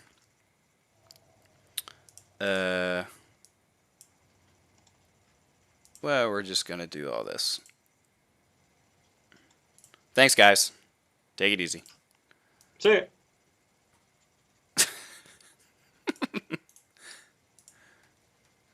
All right, stop recording that.